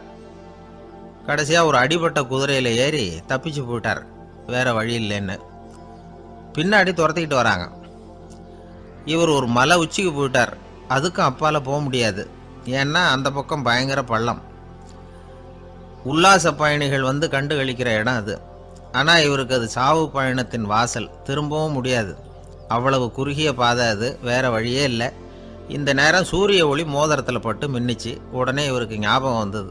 மோதிரத்தை திறந்து படிக்கிறார். அதில் இருந்த வாசகம், இந்த நிலையும் மாறிவிடும், this too will pass away. அவருக்கு ஒரு தைரியம் வந்தது. பின்னாடி வந்தவங்களும் திசை மாதிரி வேறு எங்கேயோ தேடி போயிட்டாங்க. அவங்க விரட்டிக்கிட்டு வரலன்னா இவ்வளவு அழகான ஒரு இடம் இருக்கிறதே எனக்கு தெரியாமல் போயிருக்குமேன்னு நினச்சார். இவ்வளவு அழகை ரசிக்கிறதுக்காக ஒரு நாட்டையே கூட இழக்கலாம்னு தோணுச்சு அவருக்கு. அமைதியாக அந்த அழகை ரசித்தார். எதிரிகள்லாம் எங்கேயோ போயிட்டாங்க. மன்னர் நாடு திரும்பினார். மறுபடியும் படைகளை திரட்டினார். கொஞ்ச நாளில் படை எடுத்துக்கிட்டு போனார். யாருக்கிட்ட தோற்று போனாரோ அவரையே வெற்றி கண்டு திரும்பி வர்றார். வரவேற்பு விழா பிரமாவப்படுது. ஆடல் பாடல் கோலாகலம். இதை பார்த்ததும் அந்த ராஜாவுக்கு தலைகால புரியல. நம்மளை இனிமேல் யாராலையும் ஜெயிக்க முடியாதுன்னு நினச்சார். அகம்பாவம் லேசாக எட்டி பார்த்தது. இப்போ மறுபடியும் சூரிய ஒளிப்பட்டு மோதிரம் மின்னிச்சு. அதை திறந்து மறுபடியும் படிக்கிறார். இந்த நிலைமையும் மாறிவிடும், this too will pass away. அவ்வளவுதான். அவர் மனசு அடங்க ஆரம்பிச்சுட்டுது, ஆணவம் போயிட்டுது. இதிலேருந்து நாம் தெரிஞ்சுக்க வேண்டியது என்னென்னா, எந்த சூழ்நிலையிலையும் நாம் கவலைப்பட வேண்டியதில்லை. ஏன்னா இங்கே எதுவுமே நிரந்தரம் இல்லை. அந்த ராஜா மாதிரியே நம்ம ஆள் ஒருத்தன் ஒரு மோதிரம் போட்டிருந்தான், அதுக்குள்ளே அவன் எழுதி வச்சுருந்த வாசகம், எதுக்கும் கவலைப்படாதே அப்படிங்கிறது தான். ஒரு நாள் பயங்கரமான கவலையோடு உட்காந்துருந்தான். பக்கத்தில் இருந்தவங்க சொன்னாங்க, இது மாதிரி சந்தர்ப்பத்தில் தான் நீ உன் மோதிரத்தை திறந்து பார்க்கணும்னாங்க. இவனுக்கு கவலையோடு எரிச்சலும் சேர்ந்துக்கிட்டது. அது எப்படி முடியும், இப்போ திருட்டு போனது என்னோட அந்த மோதிரம் தானே அப்படின்னு சொல்லிவிட்டு தலையில் கை வச்சுட்டு உட்காந்துட்டான். இப்படிலாம் சொல்கிறது உண்டு. இருந்தாலும் நாம் எந்த சூழ்நிலையிலையும் கவலைப்பட வேண்டியதில்லை அப்படிங்கிற உண்மையை புரிஞ்சுக்கணும். அப்படி கவலையை வெல்றதுக்கான வழி தெரிஞ்சுட்டதுன்னா வாழ்க்கையில் வெற்றி நிச்சயம். உங்கள் பையன் எப்படி சார் இருக்கான் அப்படின்னு விசாரித்தார் ஒருத்தர். அவன் என்ன சார், எதை சொன்னாலும் காதில் வாங்க மாட்டேங்கிறான், அவன் பாட்டுக்கு போகிறான் வர்றான் அப்படின்னு சொல்லி அழுத்துக்கிட்டார் அப்பா. பெரியவங்க சொல்கிறத சின்ன பிள்ளைங்க கேட்கறது இல்லைங்கிறது ஒரு குறை. பெரியவங்க சொல்கிறது சின்ன பிள்ளைங்க காதிலேயே விழறது இல்லைங்கிறது ஒரு குறை. இது கொஞ்சம் சீரியஸான விஷயம், கவனித்து பார்க்கணும். ஒரு குழந்தைக்கு காது சரியாக கேட்குதா இல்லையா அப்படிங்கிறத நாம தான் கவனித்து பார்த்து கண்டுபிடிக்கணும். அதுவாக நம்மக்கிட்ட தவழ்ந்து அப்பா எனக்கு காது கேட்கல, அழைச்சிட்டு போங்க டாக்டர்கிட்ட அப்படின்னுலாம் சொல்லிகிட்டு இருக்காது. அது சரி, ஒரு குழந்தைக்கு காது சரிவர கேட்குதா இல்லையா அப்படிங்கிறத முன்கூட்டியே நாம் தெரிஞ்சுக்கிறது எப்படி? அதுக்கு சில வழி இருக்குது. உங்கள் குழந்தைய கொஞ்சம் அப்படி கவனித்து பாருங்கள். அடிக்கடி ஜலதோஷம், காதில் அரிப்பு ஏற்படுதா, மூக்கு விரிவாகவும் அப்புறம் டான்சில், அடினாய்டு, சத அழற்சி இது மாதிரி ஏதாவது இருக்கா, வாயிலிருந்து எச்சில் ஒழுகுதா, குழந்தை வாயினால் சுவாசிக்குதா, பற்கள் முன்னாடி தள்ளி வளருதா, இதெல்லாம் அதுக்கு அறிகுறி. அப்புறம் இந்த VBDF TH இப்படி இந்த ஒலிகள் சேர்ந்த வார்த்தைகளை குழந்தை சரியாக புரிஞ்சுக்காது. இப்போ உதாரணத்துக்கு பட்டுன்னு சொல்லு குழந்தை அப்படின்னீங்கன்னா அது கட்டுன்னு சொல்லும். அதாவது பட்டு சவுண்டை அதால் புரிஞ்சுக்க முடியல. அப்புறம் உங்கள் குழந்தை உங்களை உறக்க பேச சொல்கிறானா, அடிக்கடி கேள்வி கேட்குறானா, சாப்பிட்றப்போ கவனம் இல்லாமல் இருக்கானா, படிப்பில் போதுமான முன்னேற்றம் இல்லையா, வகுப்பில் சரியாக கவனிக்கிறது இல்லையா, இப்படிலாம் இருந்தால் ஆரம்பத்திலேயே டாக்டர்கிட்ட அழைச்சிட்டு போய் சிகிச்சையை ஆரம்பிச்சுடலாம், குணப்படுத்தி விடலாம். குழந்தைக்கு காது சரியாக கேட்கலன்னா நீங்கள் செய்ய வேண்டியது என்ன தெரியுமா? அவனுக்கு காது கேட்கலேங்கிறதுக்காக அவன் முன்னாடி சத்தம் போட்டு பேசக்கூடாது. மெதுவாக சீராக பேசணும், அவனை பார்த்து பேசணும். உங்கள் உதட்டு அசைவுகள் அவனுக்கு உதவும், அதை பார்த்தே புரிஞ்சுக்குவான். நீங்கள் வாயில் வெத்தலை பாக்கு போட்டுக்கிட்டோ புகை பிடிச்சிக்கிட்டோ பேசக்கூடாது. அப்படி பேசினா அவனால் அந்த உச்சரிப்பை சரியாக புரிஞ்சிக்க முடியாது. ஒரு வார்த்தையை சொல்கிறீங்க, அவனுக்கு புரியல அப்படின்னா அதே வார்த்தையை மறுபடியும் சொல்லணும். அவனுக்கு நீங்கள் முதல்ல சொன்ன வார்த்தை புரியலேன்னு நினச்சிக்கிட்டு மறுபடியும் திருப்பி சொல்கிறப்போ அதே அர்த்தம் வரக்கூடிய வேறு வார்த்தையை சொல்லக்கூடாது. இப்படிலாம் நடந்துக்கிட்டா அவனுக்கு மன திடத்தை ஏற்படுத்த முடியும். இல்லைன்னா அவனுக்கு தாழ்வு மனப்பான்மை வந்துடும். குழந்தைக்கு காது கோளாறுன்னா ஆரம்பத்திலேயே டாக்டர்கிட்ட அழைச்சிட்டு போனால் போதும், குணப்படுத்தி விடலாம். அப்புறம் பார்த்துக்கலாமே அப்படின்னு அலட்சியமாக இருந்துட்டா தான் கஷ்டம். சில பேர் கோபத்தில் சின்ன பிள்ளைங்க காதை பிடிச்சி திருகிறது உண்டு. இது ரொம்ப தப்பு. காது கையோடு வந்துட்டா என்ன பண்ணுறது? ஒரு வேடிக்கை கதை, அது கதை தான், நிஜமாக நடந்ததில்லை, அது மாதிரி நடக்காது. ஒரு வேடிக்கைக்காக சொல்லப்படுற கதை. அதாவது ஒரு வீட்டில் அப்பா அம்மாவை பார்த்து சொல்லிகிட்டு இருக்கார், இதை பாரு, நாளைக்கு காலையில் என்னை சீக்கிரம் எழுப்பி விட்டுரு, நான் செங்கல்பட்டு வரைக்கும் போயிட்டு வர வேண்டியிருக்கு அப்படின்னாராம். இதை அவங்க பையன் காதில் வாங்கிட்டு இருக்கான். அப்பாவுக்கு சிரமம் வேண்டாமே அப்படின்னு நினச்சி அவனே காலையில் யாருக்கும் தெரியாமல் எழுந்திரிச்சு புறப்பட்டு செங்கல்பட்டுக்கு போட்டான். சாயந்தரமாக திரும்பி வந்தான். அப்பா பையனை காணாமல் அலமோதிக்கிட்டு இருக்கிறார். சாயந்தரமாக பையனை பார்த்ததும் எங்கடா போயிட்டு வந்தேன்னு கேட்டார் கோவமா. செங்கல்பட்டுக்கு போயிட்டு வந்தேப்பா, நீ வீணா அலைய வேண்டாமேன்னு அப்படின்னா. எதுக்கடா போனேன்னு அதட்டினார். அதான்ப்பா, நீ நேற்று அம்மா கிட்ட சொல்லிக்கிட்டு இருந்த, அதை காதில் வாங்கினேன், உனக்காக நான் போயிட்டு வந்தேன் அப்படின்னா. உடனே எந்த காதில் வாங்கினேன் அப்படின்னு சொல்லி காதை பிடிச்சி திருகுனார். அந்த காது கையோடு வந்துட்டுது. இது நடந்து கொஞ்ச நாள் கழித்து அந்த அப்பாவும் பையனும் கடத்தெருவில் போயிட்டு இருக்கிறாங்க. எதிரில் ஒரு நாய் ஓடி வந்தது. அதுக்கு 2 காதும் இல்லை. என்ன இது, இந்த நாய்க்குட்டிக்கு 2 காதும் இல்லை அப்படின்னார் அப்பா. அதுக்கு பையன் சொல்கிறான், அப்பா அது 2 தடவை செங்கல்பட்டுக்கு போயிட்டு வந்துருவோம் அப்படின்னானா. ஒரே ஒரு ஊரில் ஒரு அம்மா இருந்தாங்க. அந்த அம்மாவுக்கு ஒரே ஒரு பிள்ளையாண்டான். அவனுக்கு ரொம்ப அக்கறையோடு கல்யாணம் பண்ணி வச்சாங்க. கல்யாணம் முடிஞ்சதும் மருமக பொண்ணு வீட்டுக்கு வந்து சேர்ந்தது.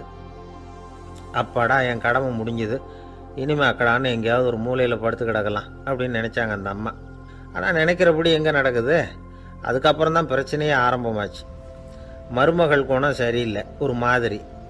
அந்த பொண்ணு வீட்டுக்கு வந்ததுமே முதல் வேலையாக மாமியாரை பார்த்து, அதுதான் நான் வந்துட்டேன்ல, இனிமேல் உங்களுக்கு என்ன வேலைங்க, புறப்பட வேண்டியது தானே, காசி ராமேஸ்வரம்னு எங்கேயாவது போங்க அப்படின்னுட்டு தான். மாமியாரை பார்த்தாங்க, கொஞ்சம் யோசனை பண்ணாங்க. இந்த பாருமா, நீ இப்படி சொல்கிறதுக்கு முன்னாடியே வீட்டை விட்டு புறப்படணுங்கிற முடிவுக்கு நான் வந்துட்டேன். வீட்டை மட்டும் இல்லை, இந்த உலகத்தை விட்டே கூட போகிறதுக்கு தயாராக இருக்கிறேன். ஆனால் ஒரே ஒரு விஷயத்துக்காக என் உயிரை கையில் பிடிச்சிக்கிட்டு இருக்கிறேன் அப்படின்னாங்களாம். என்ன விஷயம்னு கேட்டது இந்த மருமக பொண்ணு. வேற ஒன்றும் இல்லை, என் பிள்ளைக்கு கல்யாணம் பண்ணி வச்சுட்டேன். ஒரு பேர புள்ள பிறந்து அதை என் கண்ணால் பார்த்துட்டேன்னா நான் எங்கே வேணும்னாலும் போகிறதுக்கு தயாராக இருக்கிறேன் அப்படின்னாங்களாம் அந்த மாமியார். மாமியார் இப்படி சொல்கிறதுலேயே நியாயம் இருக்கிறதாக பட்டுது அந்த பொண்ணுக்கு. சரி, அப்படியே இருந்து பார்த்துட்டு போகலாம் அப்படின்னு அனுமதி கொடுத்தது. கொஞ்ச காலத்தில் ஒரு பேரன் பிறந்தான். அந்த அம்மாவும் பேரனை கண்ணால் பார்த்துட்டாங்க. சரி, பேரனை பார்த்தாச்சுல்ல, இனிமேல் புறப்பட வேண்டியது தானே அப்படின்னது மருமக பொண்ணு. மாமியார் பார்த்தாங்க, நீ சொல்கிறது சரிதாம்மா, அதில் ஒன்றும் தப்பு இல்லை. என்னோட பேரன் உங்களை அம்மா அப்பான்னு கூப்பிடுறத என் காது குளிர கேட்டுட்டு போயிடுறேனே அப்படின்னாங்களாம். சரி, அந்த ஆசையை நிறைவேறட்டும் அப்படின்னு காத்துக்கிட்டு இருந்தாங்க. பேரன் வளர்ந்தான், நடந்தான், பள்ளிக்கூடம் போனால் பெரியவனானான். மருமக பொண்ணு மறுபடியும் மாமியாரை விரட்ட ஆரம்பிச்சுட்டுது, இன்னும் புறப்பில்லையான்னு. இதை பாருமா, இது வரைக்கும் இருந்துட்டேன். பேரனோட கல்யாணத்தையும் கண்ணால் பார்த்தா தான் இந்த கட்டை வேகும் போல் இருக்குது அப்படின்னு சொல்லி ஒரு மாதிரியாக பேச ஆரம்பித்தாங்க. இதுவும் நியாயமான ஆசையாக தான் படுது அப்படின்னு அது யோசிச்சிருக்கு அந்த பொண்ணு. சரின்னு அதுக்கும் ஒத்துக்கிட்டது. உடனே பேரனுடைய கல்யாணமும் முடிஞ்சது ஒரு வழியாக. இனிமே ஒரு நொடி கூட இங்கே இருக்கக்கூடாது, புறப்படுங்க அப்படின்னு மாமியாரை விரட்டிச்சான் அந்த பொண்ணு. இப்போ அந்த மாமியார் தன்னோட மருமகளை பார்த்து சொல்கிறாங்க, இதோ கிளம்பிட்டேம்மா, என் மூட்டை முடிச்செல்லாம் கட்டிக்கிட்டேன், புறப்பட்டுவிட்டேன். அப்படியே நீயும் உன் துணிமணிகளை மூட்டை கட்டிக்கிட்டு கிளம்பிடும், என்னோட சேர்ந்து 2 பேருமா சேர்ந்து போயிடலாம் அப்படின்னாங்களாம். அந்த பொண்ணு முழிக்குது. முழிக்காதே, உனக்கும் ஒரு மருமக வந்துட்டா, இனிமேல் நீயும் ஒரு மாமியார் தானே, உனக்கும் இனிமேல் இங்கே வேலை இல்லை, புறப்படு அப்படின்னாங்களாம். அப்போ தான் அந்த பொண்ணு சிந்திக்க ஆரம்பிச்சு தான், தன்னோட தவறு புரிஞ்சுதான். இந்த தகவலை கேட்டுக்கிட்டு இருக்கிற மருமகள்லாம் இதை பற்றி கொஞ்சம் யோசித்து பார்க்கணுங்கிறதுக்காகத்தான் இதை சொல்கிறோம் மாமியார்கள் சார்பாக. கொஞ்ச நாளைக்கு முன்னாடி ஒரு பொண்ணை பார்த்து பேசுகிற சந்தர்ப்பம் கிடைச்சிது ஒரு கல்யாண வீட்டில். அந்த பொண்ணு சொல்லிச்சு, சார் எனக்கு கல்யாணம் ஆகி 15 வருஷம் ஆகுது, நான் மாமியார்கிட்ட சண்டை போட்டதே இல்லை அப்படின்னு ரொம்ப அடக்கமாக சொல்லிச்சு. அது எப்படிம்மா சாத்தியமாச்சுன்னு கேட்டோம். எனக்கு கல்யாணம் ஆகி 15 வருஷம்தான் ஆச்சு, ஆனால் என் மாமியார் செத்து போய் 20 வருஷத்துக்கு மேலே ஆயிட்டுது அப்படின்னுது. லோகமானிய பாலகங்காதர திலகர் இருந்தார்ல, அவருக்கு 15 வயசுலேயே கல்யாணம் நடந்துதான். மனைவி பேர் தபிபாய், ரொம்ப பெரிய குடும்பத்து பொண்ணு, நல்ல குணம். அவங்க குடும்பம் நடத்திக்கிட்டு இருக்கிறாங்க. அந்த காலத்தில் திருடர்கள் பயம் அதிகம். இந்த காலத்தில் மட்டும் என்னன்னு கேட்குறீங்களா? நீங்கள் கேட்குறது நியாயம்தான்.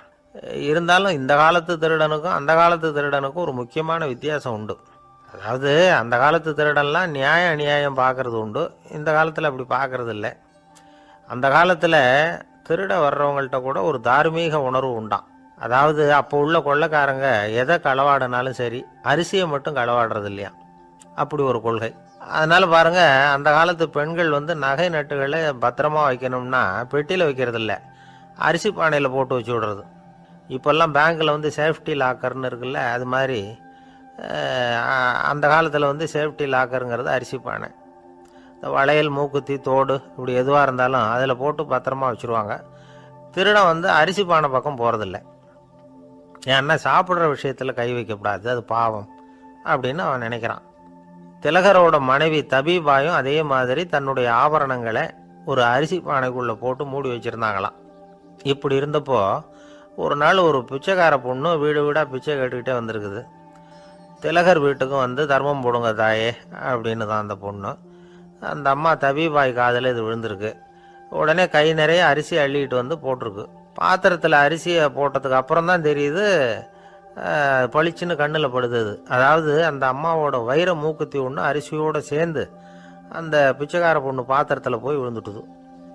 இந்த அம்மாவுக்கு மனசுக்குள்ளே குழப்பம், என்ன இப்படி ஆயிட்டுதே, மூக்குத்தி போயிட்டுதே, பிச்சை பாத்திரத்திலேருந்து அதை எப்படி எடுக்கிறது அப்படின்னு தயக்கம், வாயை திறந்து அதை கேட்கறதுக்கும் கூச்சம். திண்ணையில் உட்காந்துருந்த திலகர் இவ்வளவையும் பார்த்துக்கிட்டு இருக்கிறார். மனைவியின் மனசுக்குள்ள நடக்கிற மௌன போராட்டத்தை அவர் நல்லா புரிஞ்சுக்கிட்டாராம். மனைவியை பார்த்து சொன்னாராம், தபீபாய், இது தெய்வ சம்மதம். அவளுக்கு சேர வேண்டிய மூக்குத்தி அவகிட்ட போயிட்டுது. பிச்சை பாத்திரத்தில் விழுந்த மூக்குத்தியை எடுக்க வேணாம் அப்படின்னாராம். சரின்னு சொல்லிவிட்டு மேற்கொண்டு எதுவும் சொல்லாமல் அந்த அம்மா வீட்டுக்குள்ளே போயிட்டாங்களாம். இந்த காலத்துலலாம் அது மாதிரி நடக்குமா? வெறும் அரிசியை போட்டுட்டு விவகாரம் பண்ணிட்டு இருக்க மாட்டோமா? ஒரு பெரிய மனுஷன் வீட்டுக்கு ஒரு பிச்சைக்காரன் வந்தான். ஐயா, நாங்கள் பிச்சைக்காரங்கள்லாம் சேர்ந்து ஒரு சங்கம் வச்சுருக்குறோம், அதுக்கு நிதி சேர்க்குறோம், அதுக்கு ஒரு 100 ரூபா கொடுத்தீங்கன்னா எங்களுக்கு பெரிய உதவியாக இருக்கும் அப்படின்னானா. அதெல்லாம் ஒன்றும் கொடுக்க முடியாது போ அப்படின்னாரான் அவர். அப்படின்னா ஒரு 50 ரூபாயாவது கொடுங்களேன் அப்படின்ட்டுருக்கான். அதுவும் முடியாதுன்னு சொல்லிவிட்டார். 25 ரூபா அப்படின்ட்டுருக்கான். எதுவும் முடியாது அப்படின்னாரான். சரிங்க, இவ்வளவு பெரிய வீட்டுக்கு வந்துட்டு வெறுங்கையோடு திரும்புறது நல்லா இருக்காது, அதனால சும்மா ஒரு 1 ரூபா மட்டுமாவது கொடுங்க அப்படின்ட்டுருக்கான் அவன். ஒரு பைசா கூட என்கிட்ட கிடையாது அப்படின்னு விட்டாரான் இவர். அப்படின்னா நீங்கள் ஒரு காரியம் பண்ணுங்களேன் அப்படின்னானா அவன். என்ன செய்யணும் அப்படின்ட்டுருக்கார். எங்கள் சங்கத்தில் நீங்களும் ஒரு மெம்பராக சேர்ந்துருங்க அப்படின்னானா. காஞ்சிபுரத்தில் பல்லவ ராஜா ஒரு கோவில் கட்டினார், கைலாசநாதர் கோவில். அதுக்கு கும்பாபிஷேகம் பண்ணுறதுக்கு ஒரு நாள் குறிப்பிட்டு அதுக்கு வேண்டிய ஏற்பாடுகள்லாம் பண்ணினார். முதல் காரியமாக கடவுளை வேண்டிக்கிட்டார், நீங்கள் இந்த கும்பாபிஷேகத்துக்கு நேரில் வந்து கலந்துக்கணும்னார். கடவுள் அந்த ராஜா கனவுல வந்தார். நீ கும்பாபிஷேகம் வச்சிருக்கிற அதே நாளில் அதே நேரத்தில் எனக்கு இன்னொரு ஊரில் ஒரு கும்பாபிஷேகம் இருக்குது, அதுக்கு போக வேண்டியிருக்கு. அதாவது திருநின்ற ஊரில் என்னுடைய பக்தர் ஒருத்தர், அவரும் ஒரு கோயில் கட்டி கும்பாபிஷேகம் செய்கிறார், நான் அதுக்கு போக வேண்டியிருக்கு, அதனால் உன்னுடைய தேதியை நீ மாற்றி வச்சுக்கோ அப்படின்னார். கடவுள் தான் எங்கேயும் இருக்கிறவராச்சே, அவர் நினச்சா 2 இடத்துலையும் இருந்து கோயில் கும்பாபிஷேகத்தை நடத்த முடியாதா? ஏன் அப்படி செய்யலை? அது ஒரு முக்கியமான காரணத்துக்காகத்தான். திருநின்ற ஊரில் இருந்த பூசலாருங்கிற அந்த அடியாரின் பெருமையை இந்த உலகத்துக்கு எடுத்து காட்டணுங்கிறதுக்காகத்தான் கடவுள் அந்த ராஜா கிட்ட அப்படி சொன்னார். சரி, அந்த அடியார் அப்படி என்னதான் பெருசாக கோயில் கட்டி விட்டார்? ராஜா கட்டின கோயிலை விட பெருசா? அவர் கட்டினது கருங்கல்லாலேயோ மண்ணாலேயோ மரத்தாலேயோ இல்லை. அவர் கட்டின கோயில் வேற மாதிரி. அது மனசால கட்டின கோயில், மனசுக்குள்ளே இருக்கிற கோவில், மனக்கோவில். அந்த அடியார் தன்னோட மனசுக்குள்ள மாசக்கணக்காக ஒவ்வொரு கல்லாக சேர்த்து கட்டின கோவில்.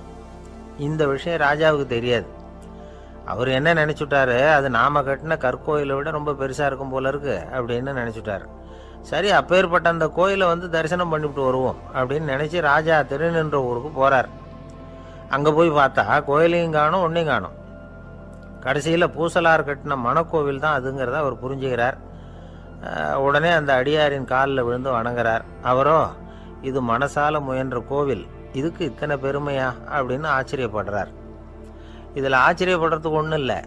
ஆண்டவன் விரும்புறது அகபக்தியையே தவிர புற தோற்றங்களே அல்ல.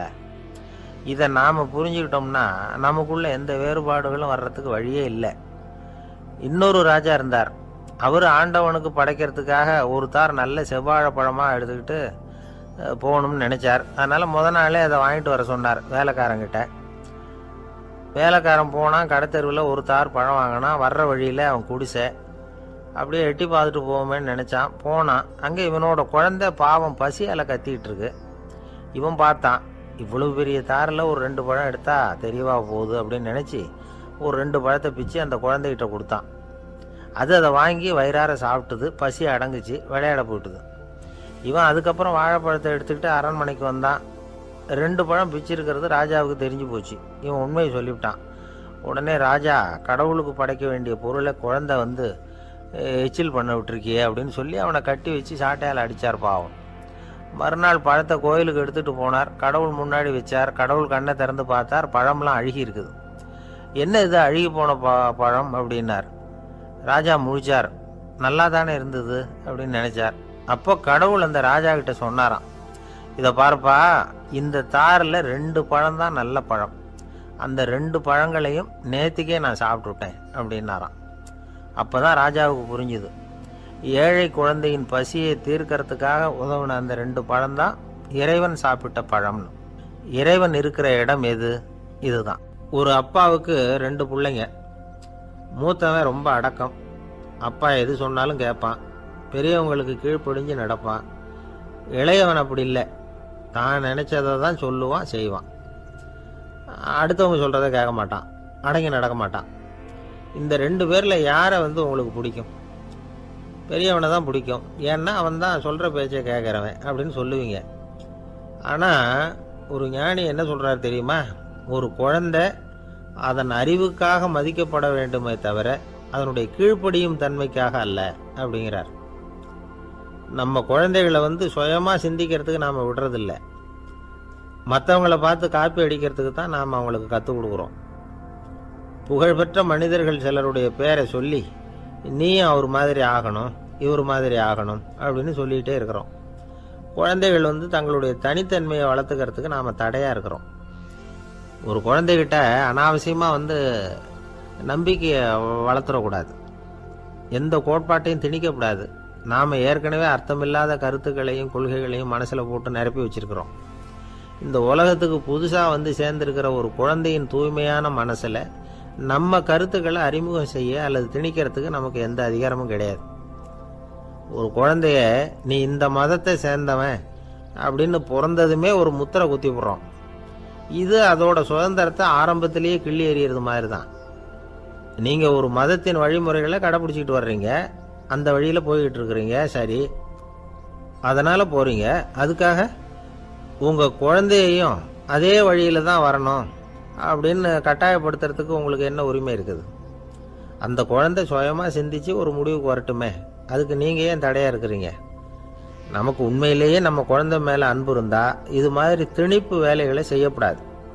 திணிப்பு வேலைகள்லேருந்து குழந்தைகளை காப்பாற்றினா போதும், அதுதான் ரொம்ப முக்கியம். அடுத்த தலைமுறை அற்புதமான தலைமுறையாக உருவாகும்.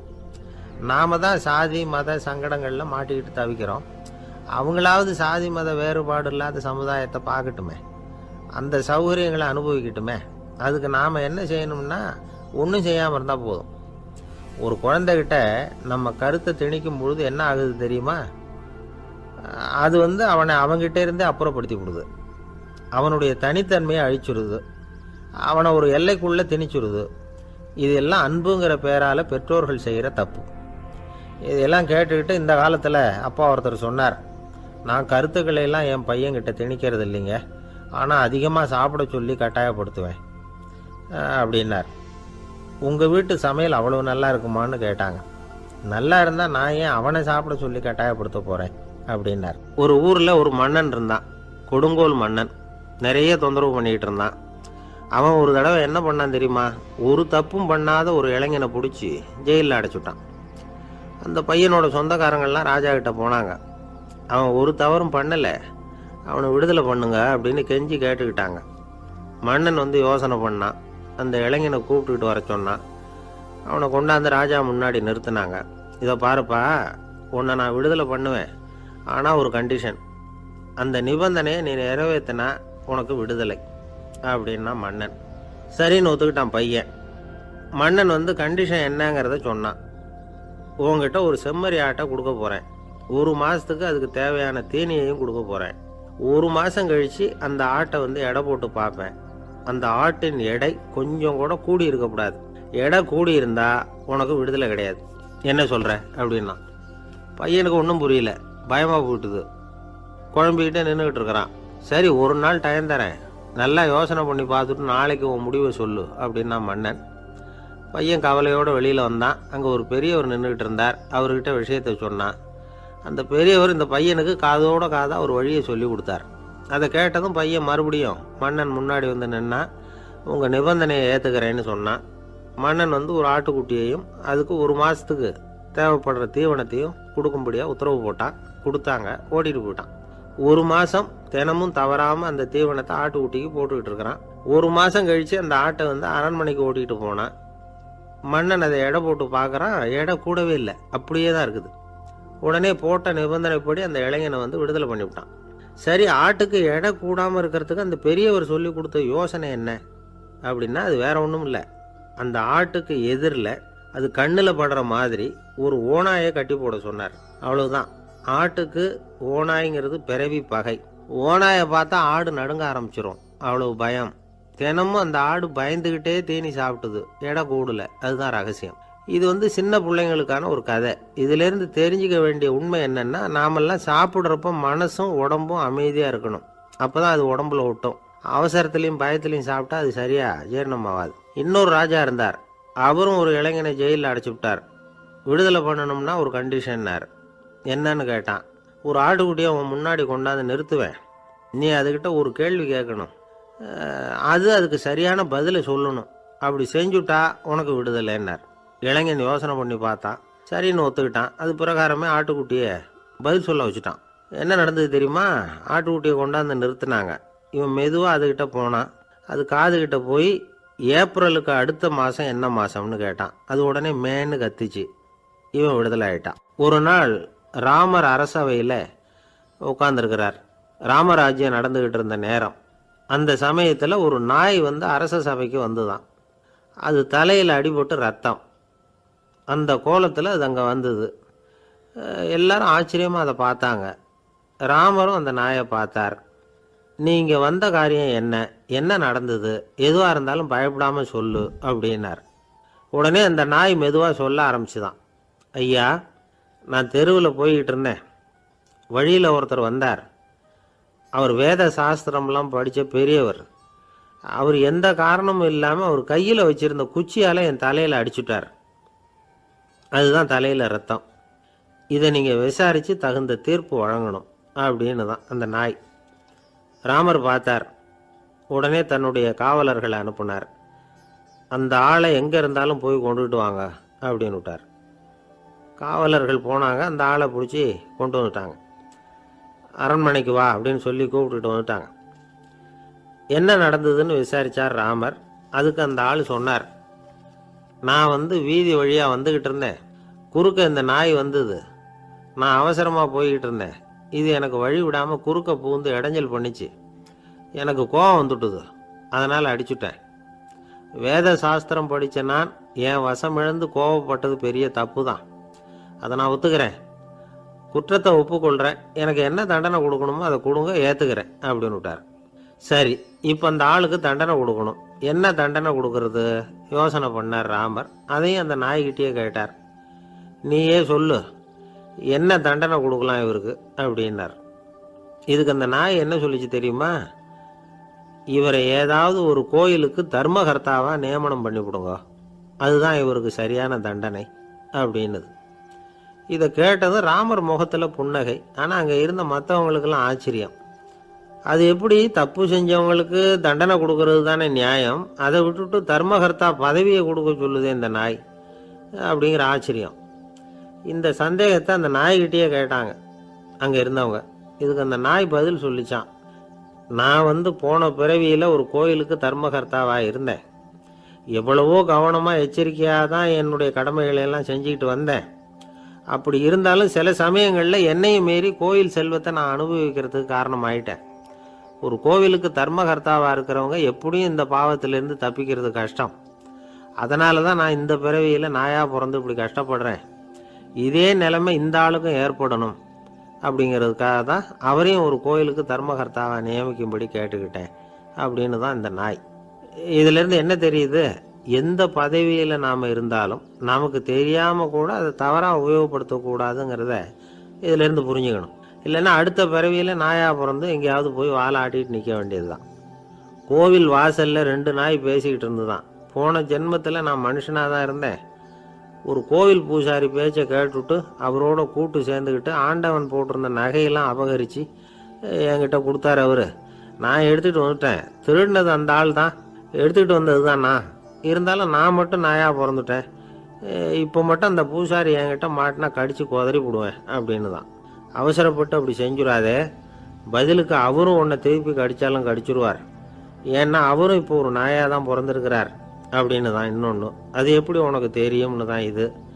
நான் தானே அது அப்படின்னு தான் அந்த நாய். கணவன் மனைவி அன்பாக இருக்கணும். ஒருத்தர் நல்லா புரிஞ்சுக்கணும். விட்டு கொடுக்குற மனப்பான்மை வேணும். அதுதான் ஒரு நல்ல குடும்பம். இன்றைக்கி பல குடும்பங்களில் அர்த்தமில்லாத சண்டைகள் தான் அதிகம்.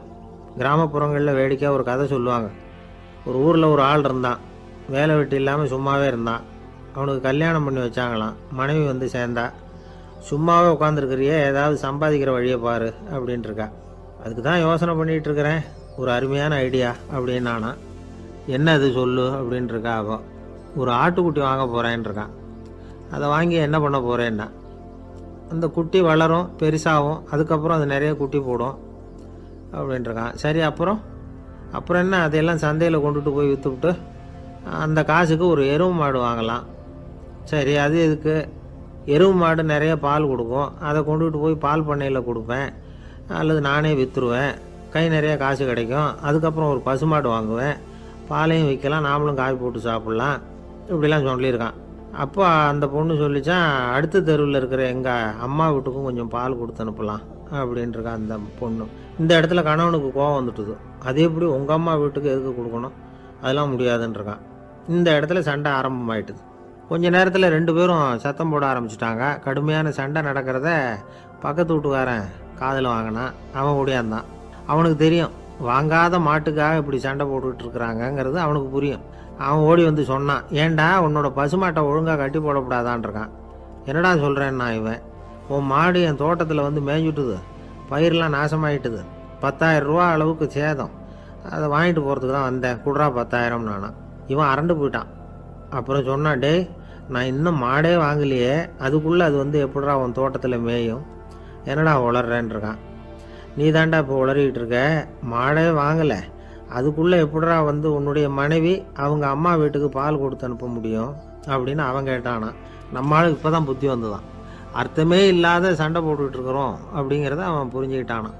இது நம்ம முன்னோர்கள் சொல்லியிருக்கிற ஒரு கதை. சண்டையில் தான் அர்த்தம் இல்லையே தவிர கதையில் அர்த்தம் உண்டு. அதாவது இல்லாத விஷயங்களுக்காக சண்டை போட்டுக்கிட்டு இல்லறத்தை வீணாக்கிக்கிட்டு இருக்கிற மனிதர்கள் இன்றைக்கு நிறைய பேர் இருக்கிறாங்க. ஒருத்தன் தன்னுடைய மனைவியை பற்றி மாமனார்கிட்ட புகார் சொன்னானா, மாமா உங்கள் பொண்ணு அர்த்தமில்லாத சண்டை போடுறா, எதுக்கு எடுத்தாலும் எடுத்தெறிஞ்சு பேசுகிறா அப்படின்ட்டுருக்கான்.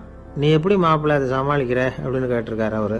அவள் எடுத்தெறியறது என் மேலே படாமல் ஒதுங்கி நின்றுக்கிறேன் அப்படின்னு நானா இவன். ஒரு சிகை அலங்கார கூடம், ரொம்ப சுறுசுறுப்பாக எல்லாரும் வேலை செஞ்சுக்கிட்டு இருக்கிறாங்க.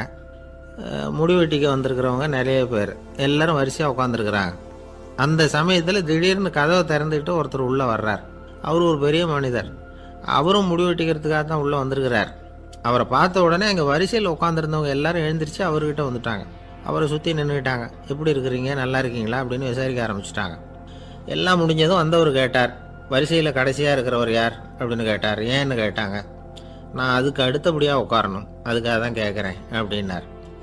உடனே அங்கே இருந்தவங்கள்லாம் என்ன சொன்னாங்க தெரியுமா, நீங்கள் வந்து வரிசையில் காத்திருக்கக்கூடாது, நீங்கள் அரசாங்கத்தின் தலைவர், உங்களுக்கு நேரம் முக்கியம், அதனால் நீங்கள் முன்னாடி போங்க அப்படின்னு சொன்னாங்க. ஆனால் அதை அவர் கேட்கல. தோழர்களே, உங்களுடைய கருத்துக்கு ரொம்ப நன்றி, எல்லாரும் வரிசையாக தான் வரணும், அதுதான் முறை, வரிசையில் வரணுங்கிற நடைமுறையை நானும் பின்பற்ற விரும்புகிறேன், நாம் எல்லாரும் சமமானவர்கள் அப்படின்னார். இப்படி சொல்லிவிட்டு வரிசையில் கடைசியாக இருந்த ஒரு நாற்காலியில் போய் உட்காந்துக்கிட்டார். தன் சட்டை பையில் இருந்த ஒரு செய்தித்தாளை எடுத்தார், படிக்க ஆரம்பிச்சிட்டார். ஆனால் அங்கே இருந்தவங்களால இதை வந்து பார்த்துக்கிட்டு சும்மா இருக்க முடியல. ஒருத்தர் எழுந்திரிச்சு வந்தார். ஐயா, இப்போ என்னுடைய முறை வந்திருக்குது, நான் தான் போக வேண்டிய முறை, உங்களை இங்கே காத்திருக்க வைக்கிறத விட ஒரு 5 ஆண்டுகளுக்கு கூட நான் வந்து முடிவெட்டிக்காமே இருந்துட முடியும் அப்படின்னார். அவர் மறுபடியும் சொன்னார், ஐயா நீங்கள் வந்து வரிசை முறையை தாண்டி போக விருப்பப்படல, சரி, ஆனால் என்னுடைய முறையை வந்து மாற்றி கொடுக்கறதுக்கு எனக்கு வந்து முழு உரிமை இருக்குது, இதுக்கு பதிலாக உங்களுடைய கடைசி இடத்த நான் எடுத்துக்கிறேன், இதை நீங்கள் மறுக்க முடியாதுன்னார். அங்கே இருந்த மற்றவங்களும் இதை ஒரு மனசாக வற்புறுத்த ஆரம்பிச்சிட்டாங்க. அந்த பெரிய மனிதர் பார்த்தார், சரின்னு கடைசியாக ஒத்துக்கிட்டார். அவர் யார் தெரியுமா, அவர் தான் மாவீரர் லெனின். ரஷ்யாவில் கிரெம்ளின் சிகை அலங்கார கூடத்தில் தான் இது நடந்தது. எல்லாரும் இந்நாட்டு மன்னர்கள்னு வாயளவில் பேசுகிறதுல என்ன பிரயோஜனம், நாம் எல்லாரும் சமங்கிறத நடைமுறையில் கடைப்பிடிச்சி காட்டினவங்க கொஞ்சம் பேர் தான். அவங்களில் ஒருத்தர் தான் லெனின். வரிசையில் நின்று வர்றதுங்கிறது ஒரு சிறந்த பண்பு, உயர்ந்த பண்பு. இன்றைக்கி பல இடங்களில் அது நமக்கு தேவைப்படுது. ஒரு ரேஷன் கடைவாசல், கடை திறக்கிறதுக்கு முன்னாடியே எல்லோரும் வந்து வரிசையில் நின்றுட்டாங்க. கடைசியாக வந்த ஒருத்தர் க்யூவில் முன்னாடி போகிறதுக்கு முயற்சி பண்ணுறார். ஏற்கனவே நின்றுட்டு இருக்கிறவங்க அவரை முன்னாடி போகிறதுக்கு விட மாட்டேங்கிறாங்க. கடைசியாக போய் நில்லையா அப்படின்னு எல்லோரும் கத்துறாங்க. அது அவர் காதில் வாங்கலை, முண்டி அடிச்சுக்கிட்டு முன்னாடி போகிறதுக்கே முயற்சி பண்ணிகிட்டு இருக்கிறார். எல்லோரும் சேர்ந்து அவரை வலுக்கட்டாயமாக இழுத்து கொண்டாந்து பின்னாடி கொண்டு போய் நிறுத்திவிட்டாங்க. நிறுத்திவிட்டு சொன்னாங்க, இதை பாருப்பா, நாங்கள் இருக்கிற வரைக்கும் நீங்கள் முன்னாடி போய் எதையும் வாங்க முடியாது, தெரிஞ்சுக்கோ அப்படின்னாங்க. இப்போ அந்த ஆள் சொன்னாராம், நான் இங்கே பின்னாடி நிற்கிற வரைக்கும் நீங்களும் எதுவும் வாங்க முடியாது அப்படின்னாராம். ஏன்னு கேட்டிருக்கிறாங்க. நான் தான் அந்த கடையை திறக்க வேண்டிய ஆள் அப்படின்னா. ஒரு சராசரி மனிதனுடைய இயல்பு என்ன? இன்பம் வந்தால் துள்ளி குதிப்பான், துன்பம் வந்தால் சோர்ந்து போய் ஒரு மூலையில் உட்காந்துருவான். இவன் தான் சராசரி மனிதன். ஆனால் ஒருத்தன் இன்பம் வந்தால் அதுக்காக மகிழ்ச்சி அடையிறதில்ல, துன்பம் வந்தால் அதுக்காக சோர்ந்து போகிறதில்ல அப்படின்னு வச்சுக்கோங்க. அப்படி இருந்தால் அவன் சாதாரண ஆள் கிடையாது. ஒரு ஊரில் ஒரு ஞானி இருந்தார். அவரை தேடிட்டு ஒரு பெரியவர் வந்தார். ஐயா, ஞானத்தில் சிறந்த ஞானம் எது அப்படின்னு கேட்டாராம். இதுக்கு அந்த ஞானி என்ன பதில் சொன்னார் தெரியுமா? இன்பத்தினால மகிழ்ச்சி அடையாமலும் துன்பத்தினால சோர்வு அடையாமலும் இருக்கிறது தான் அந்த ஞானம், பெரிய ஞானம் அப்படின்னாராம். சரி சுவாமி, அப்படிப்பட்ட ஞானம் உங்களுக்கு எப்படி வந்ததுன்னு கேட்டிருக்காரு இவர். அதை நான் ஒரு கழுதைகிட்ட இருந்து கற்றுக்கிட்டேன் அப்படின்னாராம் அவர். இவருக்கு ஒன்றும் புரியல, ஒரு மாதிரியாக முழிச்சிருக்கிறார். இதை அவர் புரிஞ்சுக்கிட்டார். நீங்கள் நாளைக்கு காலையில் நம்முடைய ஆசிரமத்துக்கு வாங்க, புரிய வைக்கிறேன்னாராம். சரின்னு அவர் போயிட்டார். மறுநாள் காலையில் ஆசிரமத்துக்கு வந்து சேர்ந்தார். ஞானி அவரை கூப்பிட்டு உட்கார வச்சார். வாங்க, வந்து இப்படி உட்காருங்க, கொஞ்ச நேரத்தில் இந்த வழியாக ஒரு கழுதை போகும், அதை கவனித்து பாருங்கன்னாராம். இவருக்கு இன்னமும் ஒன்றும் புரியாமல் போச்சு, ஒரே குழப்பம். இருந்தாலும் அந்த ஞானி சொன்னது மாதிரியே உட்காந்துருக்கிறார். கொஞ்ச நேரத்தில் அந்த வழியாக ஒரு கழுதை போச்சு. அது முதுக நிறைய அழுக்கு மூட்டைகள், அதை சுமந்துக்கிட்டு போகுது. ஒரு சலவை தொழிலாளி அதை ஓட்டிகிட்டு போகிறார். கொஞ்சம் தூரத்தில் ஒரு ஆறு இருக்குது. அங்கே போய் துணியெல்லாம் சுத்தப்படுத்திக்கிட்டு சாயந்தரமாக திரும்பி இந்த வழியாகவே வருவாங்க. ஞானி சொன்னது மாதிரியே இந்த பெரியவர் அழுக்கு மூட்டையை சுமந்துக்கிட்டு போகிற அந்த கழுதையை கவனித்தார். கழுதை போயிட்டுது. அதுக்கப்புறம் ஞானியை திரும்பி பார்த்தார். இப்போ அந்த ஞானி சொன்னார், சாயந்தரம் வரைக்கும் நீங்கள் இங்கேயே இருக்கணும்னார். அதே மாதிரி இவர் இருந்தார்.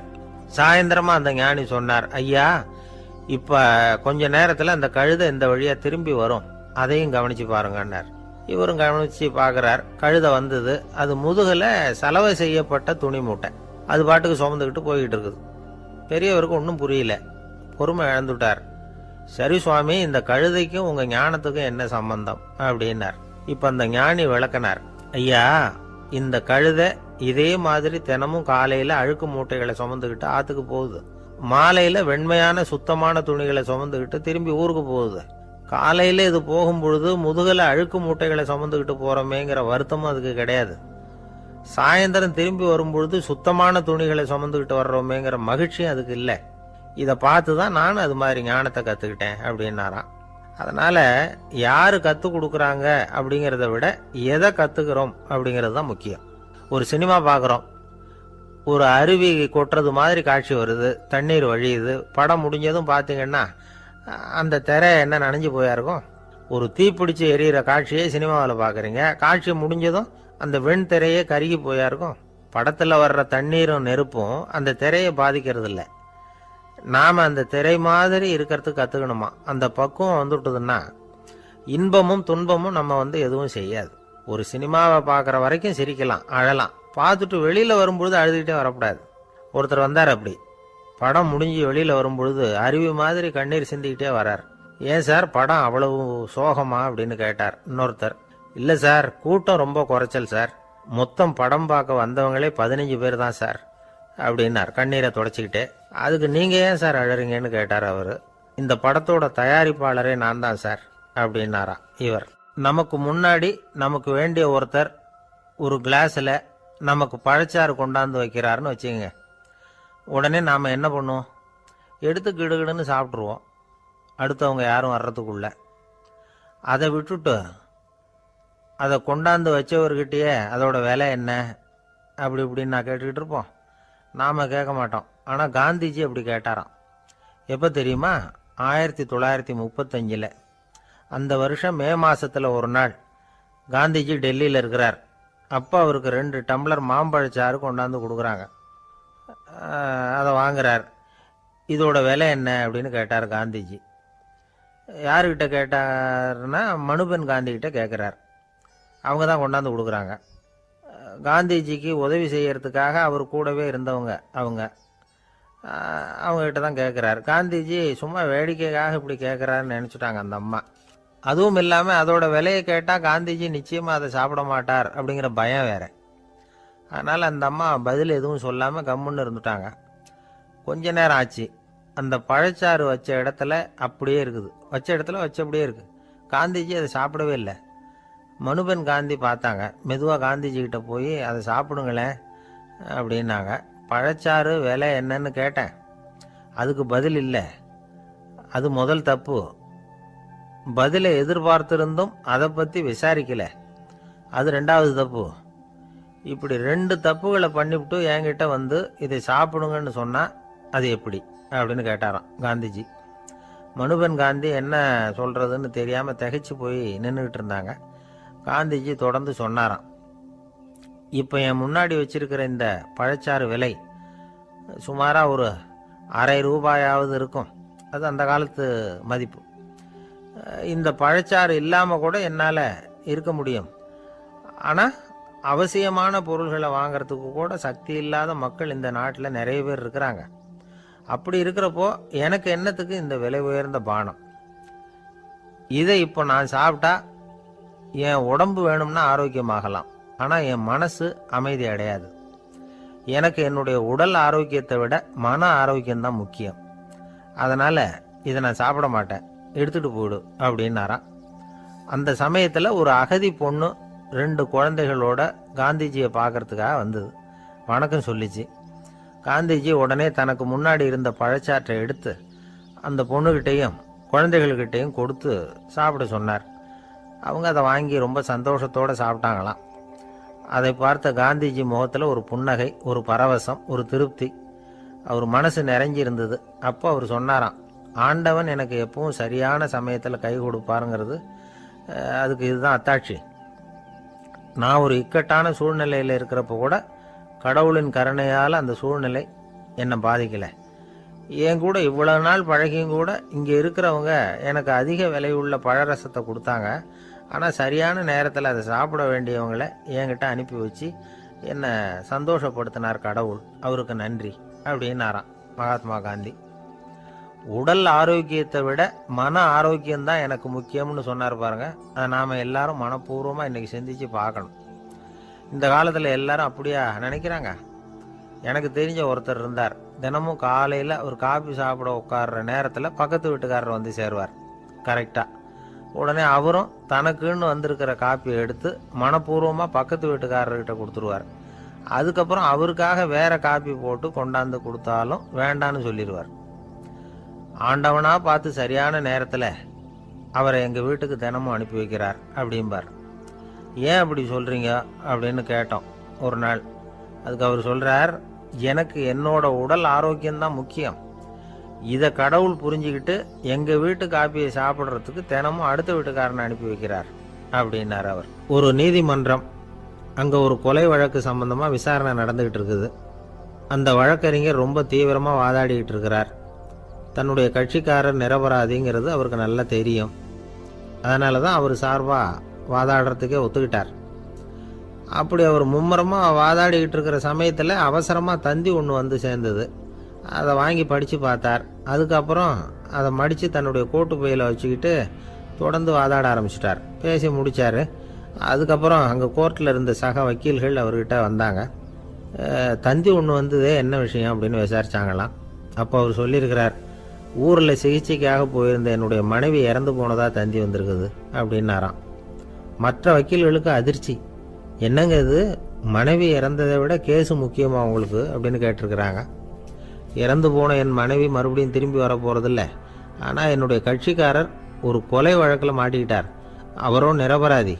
அவர் உசுரை நான் காப்பாற்ற வேணாமா? இதுதான் என்னுடைய கடமை அப்படின்னாராம். இப்படி இவர் சொன்னதும் எல்லாரும் அப்படியே திகைச்சு போய் நின்றுட்டாங்களாம். சரி, கடமைக்கு முக்கியத்துவம் கொடுத்த அந்த வழக்கறிஞர் யார் தெரியுமா? அவர் தான் இரும்பு மனிதர் சர்தார் வல்லபாய் பட்டேல். குஜராத் மாநிலத்தில் 1875 அக்டோபர் 31 அன்றைக்கு ஜாவேரி பாய் அப்படிங்கிறவருக்கு 4வது பிள்ளையா அவர் பிறந்தாராம். இந்த ஜாவேரி பாய் யார் தெரியுமா? ஜான்சி ராணி லட்சுமி பாய் போர் படையில் ஒரு வீரராக பணிபுரிஞ்சவர். இளம் வயசில் வல்லபாய் பட்டேல் ரொம்ப சிரமப்பட்டு படிச்சிருக்கார். விடாமுயற்சி வெற்றியை கொடுத்தது. கல்லூரியிலையும் காலடி வச்சார். அதுக்கப்புறம் வக்கீல் பட்டத்தையும் வாங்கினார். பிரிட்டிஷ் ஆட்சி நடந்துக்கிட்டு இருந்த சமயம் குஜராத்தை சேர்ந்த பர்டோலி தாலுக்காவில் விவசாயிகள் மேலே அரசாங்கம் திடீர்னு நிலவரியை வசதி விட்டு தான். ஏழை விவசாயிகள் ரொம்ப கஷ்டப்பட்டிருக்காங்க. அரசாங்கம் வரி செலுத்தாத விவசாயிகளின் நிலங்களை எல்லாம் ஜப்தி செஞ்சுதான். அரசாங்கத்தை எதிர்க்கிறவங்களையெல்லாம் கைது பண்ணி சிறையில் அடைச்சுட்டாங்களாம். சில பேர் வீடு வாசல் ஆடு மாட்டையெல்லாம் விற்று கூட வரி கட்ட வேண்டிய நிலைமைக்கு ஆளாயிட்டாங்க. வழக்கறிஞர் வல்லபாய் படேல் நில வரியை உடனே ரத்து பண்ணணும் அப்படின்னு பம்பாய் கவர்னருக்கு ஒரு கடிதம் எழுதினார். எந்த பலனும் இல்லை. உடனே எல்லா விவசாயிகளையும் அணி திரட்டினார். அதுக்கு தானே தலைமை தாங்கினார். சத்தியாகிரகம் நடத்தினார். அந்த பகுதியில் எந்த வேலையும் நடக்கலை. வேறு வழி இல்லை. ஆட்சியாளர்கள் உடனே வரியை ரத்து பண்ணாங்க. சிறையில் இருந்தவங்களெல்லாம் வெளில விட்டாங்க. 1928 ஆகஸ்ட் 6 சர்க்காருக்கும் விவசாயிகளுக்கும் இடையில் ஒரு உடன்பாடு ஏற்பட்டது. அதுக்கப்புறம் தான் நிலைமை சரியாக போச்சான். வல்லபாய் படேலின் பொது சேவையை பாராட்டின பொதுமக்கள் அவருக்கு சர்தார் அப்படிங்கிற பட்டத்தை கொடுத்தாங்களாம். சர்தார்னா தலைவர் அல்லது தளபதின்னு அர்த்தம். இரும்பு மனிதர்னு இவருக்கு பேர். இருந்தாலும் நகைச்சுவை உணர்வும் இவருக்கு நிறைய உண்டு. ஒரு தடவை ஒரு பத்திரிகை நிருபர் வந்திருக்கார். சர்தார் பட்டேல்கிட்ட அவருக்கு பிடிச்ச பண்பாடு கலாச்சாரம் எது அப்படின்னு கேட்கணும்னு ஆசை. அதனால் அவரை பார்த்து கேட்டாராம், ஏங்க உங்களுக்கு பிடிச்ச கல்ச்சர் எது அப்படின்னு கேட்டிருக்கார். இதுக்கு சர்தார் பட்டேல் சொன்ன பதில் என்ன தெரியுமா? எனக்கு பிடிச்ச கல்ச்சர் அக்ரிகல்ச்சர் அப்படின்னாராம். ஒருத்தர் குதிரை ரேஸுக்கு போனார். பணம் கட்டினார், தோற்று போயிட்டார். மறுபடியும் போனார், பணம் கட்டினார், தோற்று போனார். அடுத்த தடவையும் பணம் கட்ட போனப்போ அவரை தடுத்து கேட்டோம், ஏன் சார் ஏற்கனவே விட்டது போதாதா, இன்னமும் இருக்கிறத விடணுமா அப்படின்னு கேட்டோம். விட்டதையெல்லாம் மொத்தமாக எடுக்க வேணாமா சார், அதுக்காக தான் தொடர்ந்து பணம் கட்டுறேன்னார் அவர். இவரை திருத்துறது ரொம்ப கஷ்டம். இது ஒரு மனநோய். மனநோய்களில் பல வகை உண்டு. மனநோய்கள் பிரிவு அட்டவணையில் சூதாட்டம்ங்கிறது அவதி வரும் நோய் அப்படிங்கிற தலைப்பில் வருது. சூதாட்டம் 2 வகைப்படும்னு சொல்கிறாங்க உளவியல் நிபுணர்கள். ஒரு வகை எப்படின்னா, நண்பர்களோடு சேர்ந்துக்கிட்டு மகிழ்ச்சியும் கிளர்ச்சியும் அடையிறதுக்காக ஈடுபடுறது. பிரச்சனைகளை தீர்க்கறதுல ஒரு ஆர்வம். கேளிக்கைக்காக கொஞ்சம் விட்டு பிடிக்கிறது அப்படிங்கிற மனுஷனுடைய அடி மனசில் உள்ள விபரீத பிணைய சுபாவம், இதெல்லாம் அதுக்கு காரணம். இன்னொரு வகை எப்படின்னா, சூதாட்டத்தில் ஈடுபட்டு ஒரு கட்டாய நிலைமைக்கு ஆளாயிடுறது. ஈடுபடு அப்படின்னு மனசு ஒரு வெறித்தன்மையை தூண்டிக்கிட்டே இருக்கும். இப்படிப்பட்டவங்களுக்கு நாம் தோத்துக்கிட்டு இருக்கோங்கிறது தெரியும்.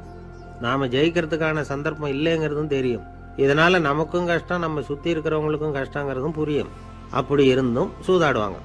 இதுக்கு காரணம் சூதாடியின் பகற்கனவு அப்படிங்கிறாங்க நிபுணர்கள். இந்த நிலைமைக்கு கட்டாய சூதாட்டம் அல்லது நிர்பந்த சூதாட்டம் அப்படின்னு பேர் வச்சிருக்கிறாங்க. இப்படிப்பட்ட ஆசாமி இருக்கிறது பூரா விட்டுருவான், கடன் வாங்குவான், திருடுவான். இருந்தாலும் என்னைக்காவது ஒரு நாள் ஜெயிச்சிருவேன் அப்படின்னு சொல்லிக்கிட்டே இருப்பான்.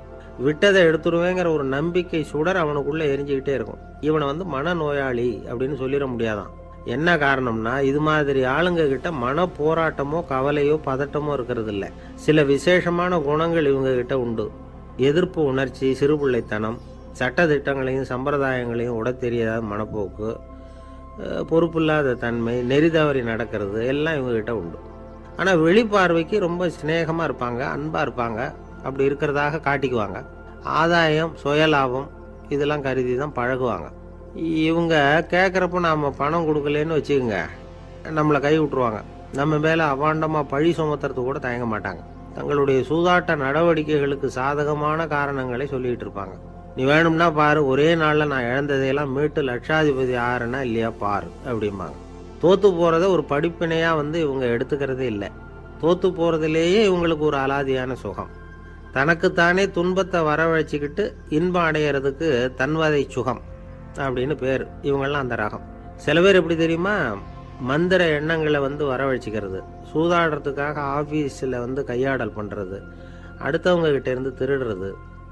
இந்த மந்திர எண்ணம் தீவிரமாச்சுன்னா ஒரு மாதிரியாக பேச ஆரம்பிச்சிருவாங்க. தோல்வி தான் சார் வெற்றிக்கு முதல் படியும்பாங்க. தன்னால் பகடக்காய்களையும் குதிரை ஓட்டிகளையும், அதாவது இந்த ஜாக்கிகள், அதெல்லாம் கட்டுப்படுத்த முடியுங்கிற பித்து நிலைக்கு இவங்கெல்லாம் தள்ளப்பட்டுருவாங்க. சில சூதாடிகளை ஆராய்ச்சி பார்த்ததில் என்ன தெரிய வந்தது தெரியுமா, அவங்கெல்லாம் குழந்தை பருவத்தில் அன்புக்காக ஏங்கினவங்களாம், புறக்கணிக்கப்பட்டவங்களாம், உதவிகளை பெற முடியாதவங்க, இப்படிலாம் இருந்திருக்கிறாங்க. இவங்க வளர வளர மற்றவங்க சௌகரியம் பற்றி அக்கறை இல்லாதவங்களாம் ஆயிடுறாங்க. அதிர்ஷ்ட தேவதை தன்னோட இருக்கிறாங்க அப்படிங்கிற அசையாத நம்பிக்கை இவங்களுக்கு. இவங்களை திருத்துறது ரொம்ப கஷ்டம். அதனால் பந்தயம், சூதாட்டம் இது மாதிரியான விஷயங்களை விட்டு விலகியே இருக்கிறது தான் நமக்கு நல்லது. ஒரு ஆள் சொன்னான், என்னுடைய குதிரை வேகமாக ஓடுறதுக்கு என்ன வழி அப்படின்னு கால்நடை மருத்துவர்கிட்ட யோசனை கேட்டேன். அவர் ஒரு பாட்டில் நிறைய மாத்திரைகளை கொடுத்து தினம் 2 மாத்திரை விதமாக கொடுக்க சொன்னார். நாள் 2 மாத்திரையை கொடுத்துட்டு அது மேலே ஏறி உட்கார்றதுக்கு போனேன். அவ்வளவுதான். அதுக்குள்ளே அது அம்பு மாதிரி பாஞ்சு ஓடி போச்சு. நான் இன்னும் உட்காரவே இல்லை, அதுக்குள்ளே பாஞ்சு ஓடி போச்சு அப்படின்னா. அடடா, அப்புறம் நீங்கள் என்ன பண்ணீங்க அப்படின்னு கேட்டாங்க. என்ன பண்ணுறது, மீதி மாத்திரை பூராவே நான் முழுங்கி விட்டு அதுக்கப்புறம் துரத்தி பிடிச்சி அது மேலே ஏறி உட்காந்தேன் அப்படின்னா அவன். துஷ்டரை கண்டால் தூர விலகு, இப்படி ஒரு பழமொழி உண்டு. எதுக்காக இப்படி சொல்லி வச்சாங்க? துஷ்டன் ஏதாவது தொந்தரவு கொடுப்பான், அதனால் அவனை கண்டா பயந்துக்கிட்டு ஓடி ஒளிஞ்சிக்கோ அப்படின்னா இதுக்கு அர்த்தம் அப்படி இல்லை.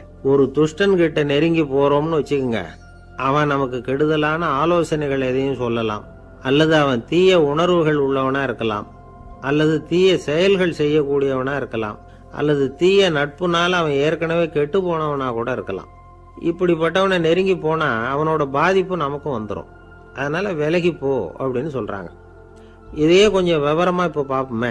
இப்போ இந்த துஷ்டர்களை 4 வகையா பிரிக்கிறாங்க. இந்த 4 வகைக்கும் உதாரணம் வேணும்னா வேற எங்கேயும் போக வேண்டியதில்லை, மகாபாரதத்தை பார்த்தாவே போதும். அதுல இந்த 4 வகையான தீயோரும் வர்றாங்க. முதல் வகைக்கு உதாரணம் சகுனி. இவன் மனசுல எப்பவும் தீய எண்ணங்கள் தான் நிறைஞ்சிருக்கும். கனவுல கூட தீய ஆலோசனைகள். யாராவது ஒருத்தர் நல்லபடியா வாழ்ந்தா அதை இவனால சகிச்சிக்க முடியாது. இப்படிப்பட்டவனோட நெருங்கிய தொடர்பு துரியோதனனுக்கு கிடைச்சது. துரியோதனன் எப்படின்னா, அவன் ஏற்கனவே தீய காரியங்கள் செய்யறதுக்கு தயங்காதவன். அப்படிப்பட்டவனுக்கு தீய போதனைகள் செய்யறதுக்கு சகுனி உதவுனான். இந்த 2 பேரோட சகவாசம் இன்னொருத்தனுக்கு கிடைச்சது. அவன் யாருன்னா துச்சாதனன். அவன் தீய நடத்தை உள்ளவன். இந்த 3 பேரும் ஒன்று சேர்ந்தா என்னத்துக்கு ஆகும்? உலகமே கெட்டு போடும்ல. இந்த 3 துஷ்டர்களோட நல்லவன் ஒருத்தன் சேர்ந்தான். அவன் தான் கர்ணன். கர்ணன் இயல்பாவே உத்தம குணம் உள்ளவன். அவன் நல்லவங்களோட சேராம இப்படிப்பட்ட கெட்டவங்க கிட்ட நட்பு வச்சுக்கிட்டான். அதனால அவனும் தீய செயல்களில் ஈடுபடுறது மாதிரி ஆயிடுது. துரியோதனனுடைய நண்பனா அவனுடைய ஆதரவுல வளர்ந்ததுனால அவனுக்கு துணையா இருக்க வேண்டி இருக்குது அப்படின்னா. நட்பு உரிமையினால உதவி புரிய வேண்டியது சரிதான், அது தப்புன்னு சொல்ல முடியாது. இருந்தாலும் தீய செயல்களுக்கு உதவி செய்யறது சரியில்லை. புத்தி பலம் புஜ பலம் எல்லாம் இருந்தா கூட தெய்வ பலம் இல்லைன்னா ஜெயிக்க முடியாது. கர்ணன் மகா வீரன். இருந்தாலும் கடைசியில் அவன் கதி என்னாச்சு? அவங்ககிட்ட எல்லா நல்ல குணங்களும் இருந்தது. இருந்தாலும் ஏன் இப்படி ஆச்சு? தீயவர்களுடைய சேர்க்கை தான் காரணம். அவங்களோட சேர்ந்ததுனால இவனையும் அப்படியே நினைக்க ஆரம்பிச்சுட்டாங்கல்ல. 4 வகை துஷ்டர்கள்ல இவனும் ஒரு வகை அப்படின்னு சொல்ல ஆரம்பிச்சிட்டாங்க. அதாவது தீய ஆலோசனைக்கு சகுனி, தீய உணர்வுகளுக்கு துரியோதனன், தீய செய்கைக்கு துச்சாதனன், தீய நட்புக்கு கர்ணன்.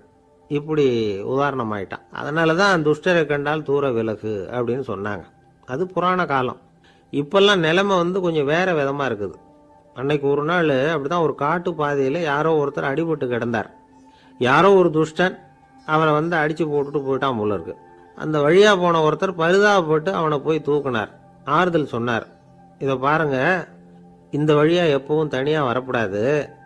ஏன்னா இங்க ஒரு ரவுடி இருந்துகிட்டு வர்றவங்க போறவங்களெல்லாம் வழிப்பறி பண்ணிட்டு இருக்கிறதா கேள்விப்பட்டிருக்கிறேன் அப்படின்னாராம்.